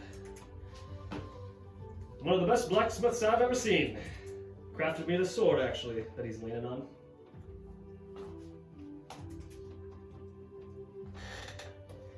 Continuing on, if everyone is ready. Oh, yeah? Continuing on down this right side of the street, you'll come across this middle building. That is the equipment shop, Dirk's Deep Dives. It is owned by Ned Dirk. Now, Ned specializes in dungeon delving gear, which is where I'll be contracting you to head out into the woods, head out to the Razorback Mountains, dive deep into mines and caves and fend off any creatures that you might encounter. But he has torches, he has pickaxes, he has shovels, he has campfire kits, he has food, he has potions, all to aid in your adventures in these caves and dungeon dives. So, any questions with him? Great guy, I great guy. believe so. You said his name's Ned Dirk. Ned Dirk. Dirk's Deep Dives. DDD. DDD. Triple D. Coming on to this right side here. DDD. Deep Dungeon Divers. Coming onto this right side here, last building on the right, that is the dojo, Brax's Axes. Braxton Black is the dojo master in that place. Specializes in increasing your ability to fight with strength weapons, if you will. Pay him a good fee and he'll make sure you can swing your axe 10 times harder. And you kind of hear Cecil in the back. Oh, that's my type of shot! Ah, Cecil, glad to hear it. Coming across the street here, at the end, we have the newly rebuilt church. Edward's Holy Family, owned by Bishop Edward. Great guy. I'm sure you guys will become quite acquainted with all these shopkeepers, and Bishop Edward is one of the most honorable men I know. Might I ask, who do they worship at that church? Just basic Christianity, if you will, just kind of like the common Lord, if you will. So, nothing too crazy there. No deity or God or just kind of your basic religion. And demons? If you believe in it. Oh, no demons. This is a church. But coming across, you'll see the inn right there, first building on the left. It is Scurvy Jack's, owned by Jack Davy. Which is where you guys will be bunked up. And do not worry, I have your fees covered as long as you're helping me. If you're helping me and I'm contracted through me, you'll stay there for free. And it looks like we might have a bar with us. Yes, that's me. Perfect. Best bar in town. Well, I don't know about that. We got a bard of our own in there. She's kind of shitty, but perhaps you guys could play together. That'd be fun. He's a solo act. Solo act only. That's All alright. right, he's sort of my contractor. Okay. I can get with that. The girl that's there now is, like I said, shitty. Hey, maybe. We can work a deal. But here's where my office is.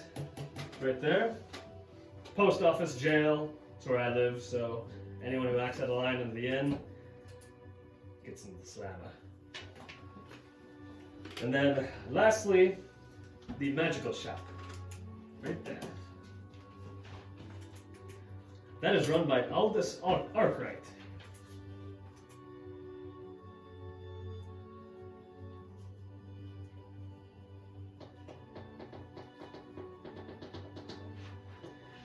And that is all, really, that we have right now. It is kind of all we've had to rebuild at the moment, all we've had capabilities to. But I would like to discuss kind of our job at hand in my office. So please follow me. And he kind of hobbles his way into where he said his quarters were, and opens the door, and there's kind of a chair with a bunch of different chairs kind of hung around it. Yeah, that's gross. So,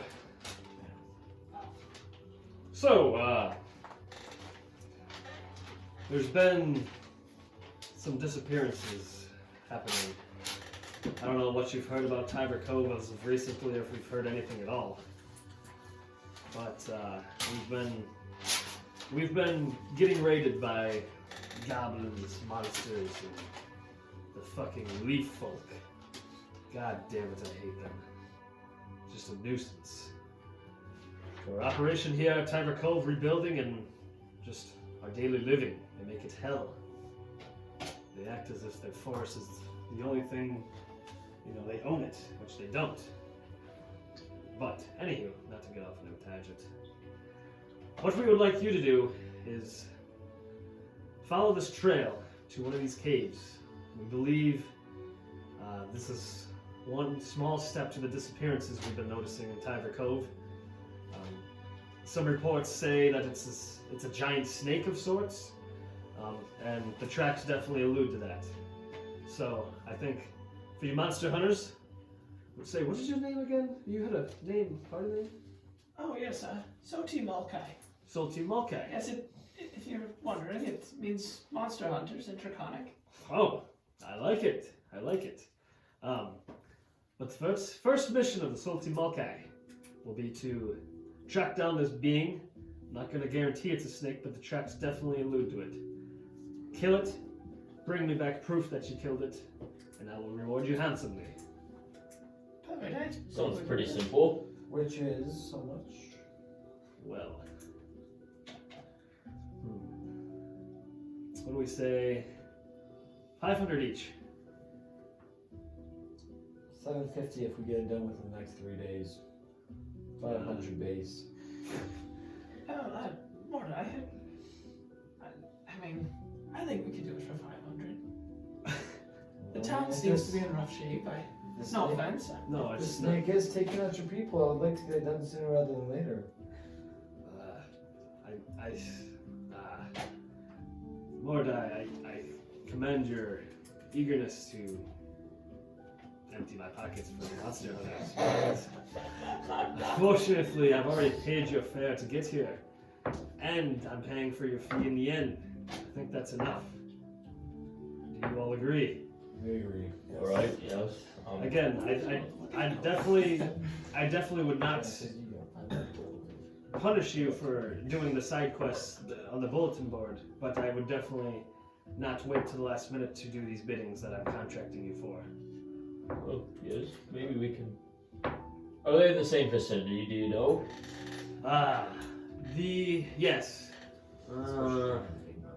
The man who's bitching about the wolves, he's just a farmer not too far off here. The murder, the bounty, that happened just here in town, and then the monsters could be anywhere in Skull Forest. That could be a multiple day trip out there. I believe maybe we can do the wolves and make our way and do his contract as well. Maybe at night when we're going back to the inn, we can ask around about the murder that took place. Seems like that would be a good place as I need to check for information. Yes. I agree. The only thing is the wolves. When would be the best time? At night? Are the wolves most active at night? I guess we could talk to the farmer. So, Yes, it might be best to ask the farmer what he's seeing when the sheep are getting attacked most frequently. Stan probably is a nice fellow. Oh yeah, he's nice. He's old. He's he can't really fight for himself clearly. But again, you guys are here. You guys are here for the city, here for me. Why not help everyone out, right? yes. How far is the cave that we have to find this snake? Oh yes, it is in the Razorback Mountains, I believe. At least that's where the trails last led. I think scouts reported it's about 2 days travel. But we do have horses here for sale. Could do that. It could probably chop it. You could probably get it there back in a day. For How much are they? Horses usually. Oh, they vary from what type of breed you're getting, but anywhere from probably 250 gold to 500 gold. How Do they have rentals?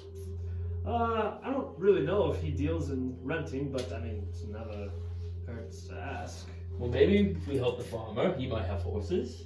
So, true? That's Or mules, or donkeys, something. he definitely has donkeys, I can confirm that. The horses, not so sure on that. that's a good idea.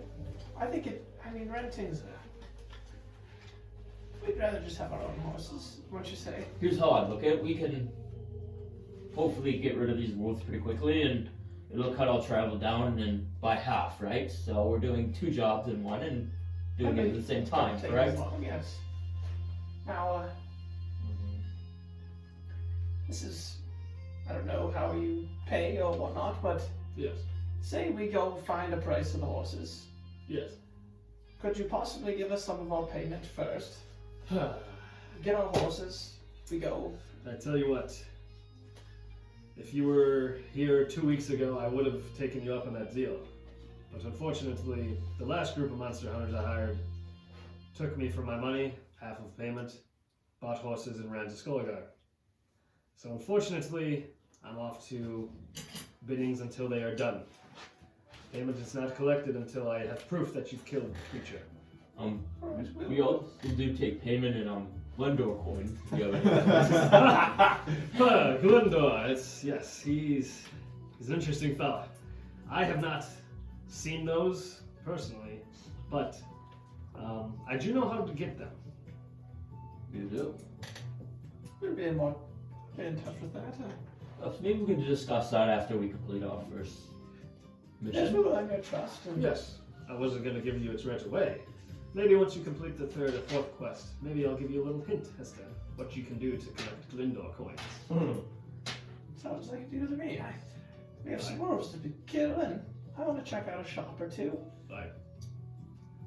Alright, I'm gonna go to the board and I'll grab that information about Stan. Yes, sir. Are you simply on board? Yes. Perfect. Well, Salty Mokai, it's great to have you on board. It's great to have you in Tiber Cove. Oldstead will be a better place because of it. And another tidbit of advice. Leaf folk, they run rampant out in the forest. Kill them on sight. Who's this? Leaf folk? Leaf folk. Typically they're disguised as owls. They are no ordinary owls. Kill any owl you see watching you. Might I ask what they are? When you say leaf folk, are they like, monsters? Are they druids? Are they... Druids, I think, is what the term a lot of the scholars use. Here, they're known as leaf folk. And why are you killing them? We kill leaf folk because they think everything in the freaking forest is theirs. They're probably gonna follow you and watch you kill this monster that's taking our people and think lesser of you for it. They protect every fucking creature in the forest. Whether it kills our kind or not. Doesn't matter. And are they hostile? To us they are. To newcomers, not so much. Perhaps they might try to barter with you and convince you to join their cause, but all they care about is protecting the animals that are killing my people. Alright, yes, we can. Kill them on sight. Less of them, the better Oldstead is. Well, I believe we're gonna be off now. We don't have time to waste. One last thing. There will be a celebration tonight, now that your church is rebuilt. Every time a new building is constructed, Tiber Cove celebrates and Scurvy Jacks in. Perhaps, Sylvin, this will be a chance to show off your skills. Yes, I'm not sure how to think of the song. Okay. Sorry, I don't have the largest... Well, trust me, you're not up to much competition. Harper Little Wings was set to play tonight, but again, she's pretty shitty. Oh, what time is it? I'm gonna say probably close to like 3:30, close to 4. Okay, so we don't got a lot of time. Nope. But yes, party will kick off right around 7. Maybe we can talk to the farmer, go have a few drinks, and get our first mission done already. Yes, I think we should go talk to Stan and figure out when the best time to hunt these wolves are and get a feel for our surroundings. I agree. Alright. Well, Sandor, it was good meeting you, and hopefully we can solve whatever monster problem you have going on. Alright. Well, again, pleasure to have you guys on board. And with that, feel free to explore the town. Get to meet some people. Tiber Cove is a friendly town. It's not doing too well right now at the moment, but it will be with the help of you. Yes, once these monsters are gone, I'm sure you'll be able to flourish. Yes, of course, of course. But alright, good day. Pleasure meeting you. Pleasure meeting you. And I'll turn around and Alright. I'll go with my first thing, and I'll go back to the bounty board and I'll like do some on pin that one. So again, I'm tired. I'll take Forever. nope. Oh, We'll good. get it. The crack of the Yeah. We're taking Phoebe tonight, so. Or I don't know if we're taking it. No, I'm not taking it. I'll take it two at a time. No, it's there's a box here. I'm going to head to the Ogrim's Armory. Okay. Arkham's Armory. Ogrim. Here you go. Just hold this quick. Now kind of. Yes, come in.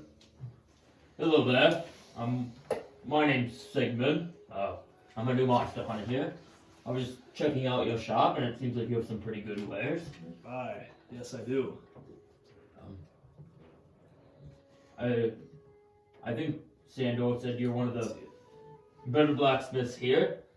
Do you by chance make heavy armor? I sure can. Yes, I'm particularly looking for plate mail. Okay. Yes. Do you have any available?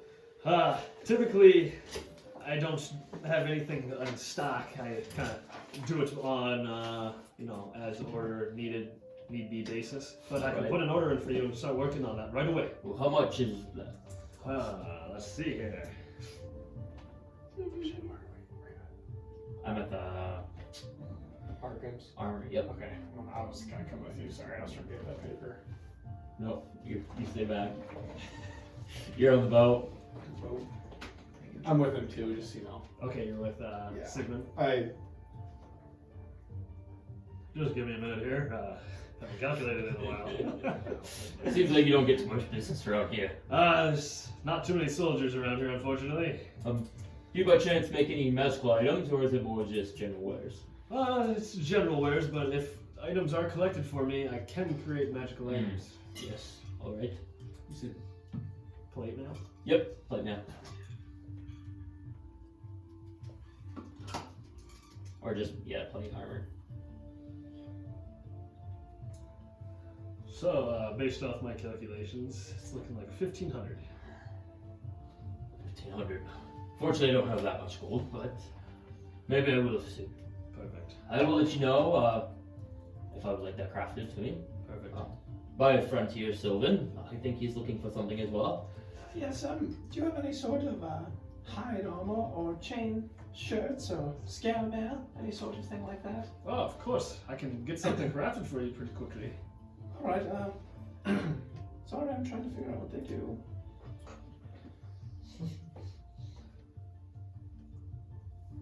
Yes, I think kind of what I'm looking for. A breastplate, I'm sure, would probably be too much, but a chain shirt would be nice. Chain shirt, eh? Well, let me see. I might have one of those in the back. Kind of rummages through his inventory back there. You see, it's a lot more swords and whatnot. But he does kind of pull up this shirt, this chain shirt. Is this kind of what you're looking for? Yes, it's more on the lighter side. Yes. And he's kind of like sizing it up to you. Might be a little big. I could try to. Yes, could you try to maybe make it a little smaller? Yes, I can. Be 50 gold.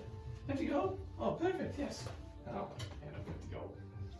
And he kind of takes it, and you see him put the kind of the chainmail on this anvil, and he takes his hammer, flips it over, and he starts kind of unbuckling some of the rings. And make a perception check. You need Frodo's chain shirt. Just a 3.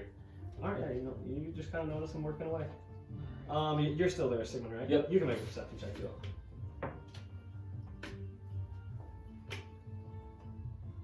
I'm a dumbass. Just looking at my phone like I had my +2. 8. Yeah, you don't really notice anything. You do notice, with little effort, he's kind of unclicking these chains off the chainmail. But yeah, other than that, you don't really notice anything. And I was gonna say like 30 minutes kind of pass by, and kind of gives you the eye test. Try that on. So, Put it on, and I don't take my shirt off and stuff, and then my robe, and holy little pill. I think it fits pretty good. All right. Pretty You like light. it? A little heavier than my other armor, but Yes. yes, it feels good.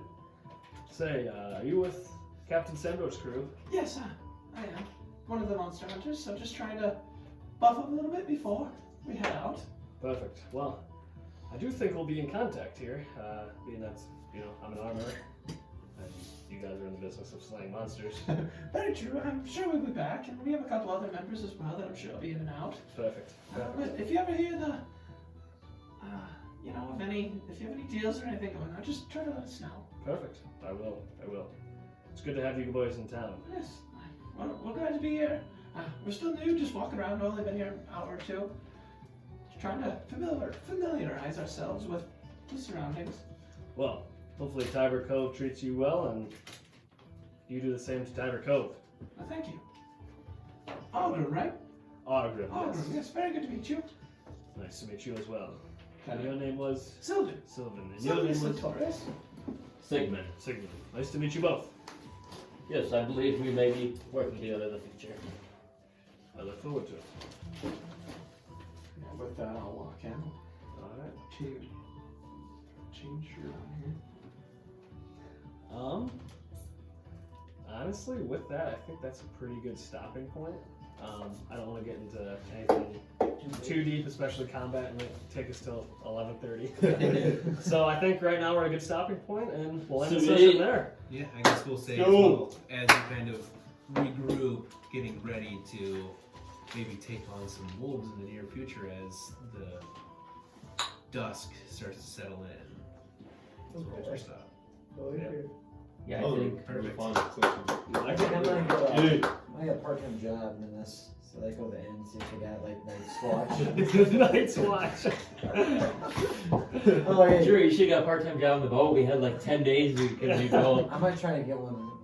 I lost a lot of gold on that fucking boat. No one of you guys were like, oh yeah, we're just gonna do. I was gonna ask, are there any rats in the boat? I'm gonna farm rats for 4 days. Form rats for some quick XP. You want to stop the video? Yeah, someone wants to stop that.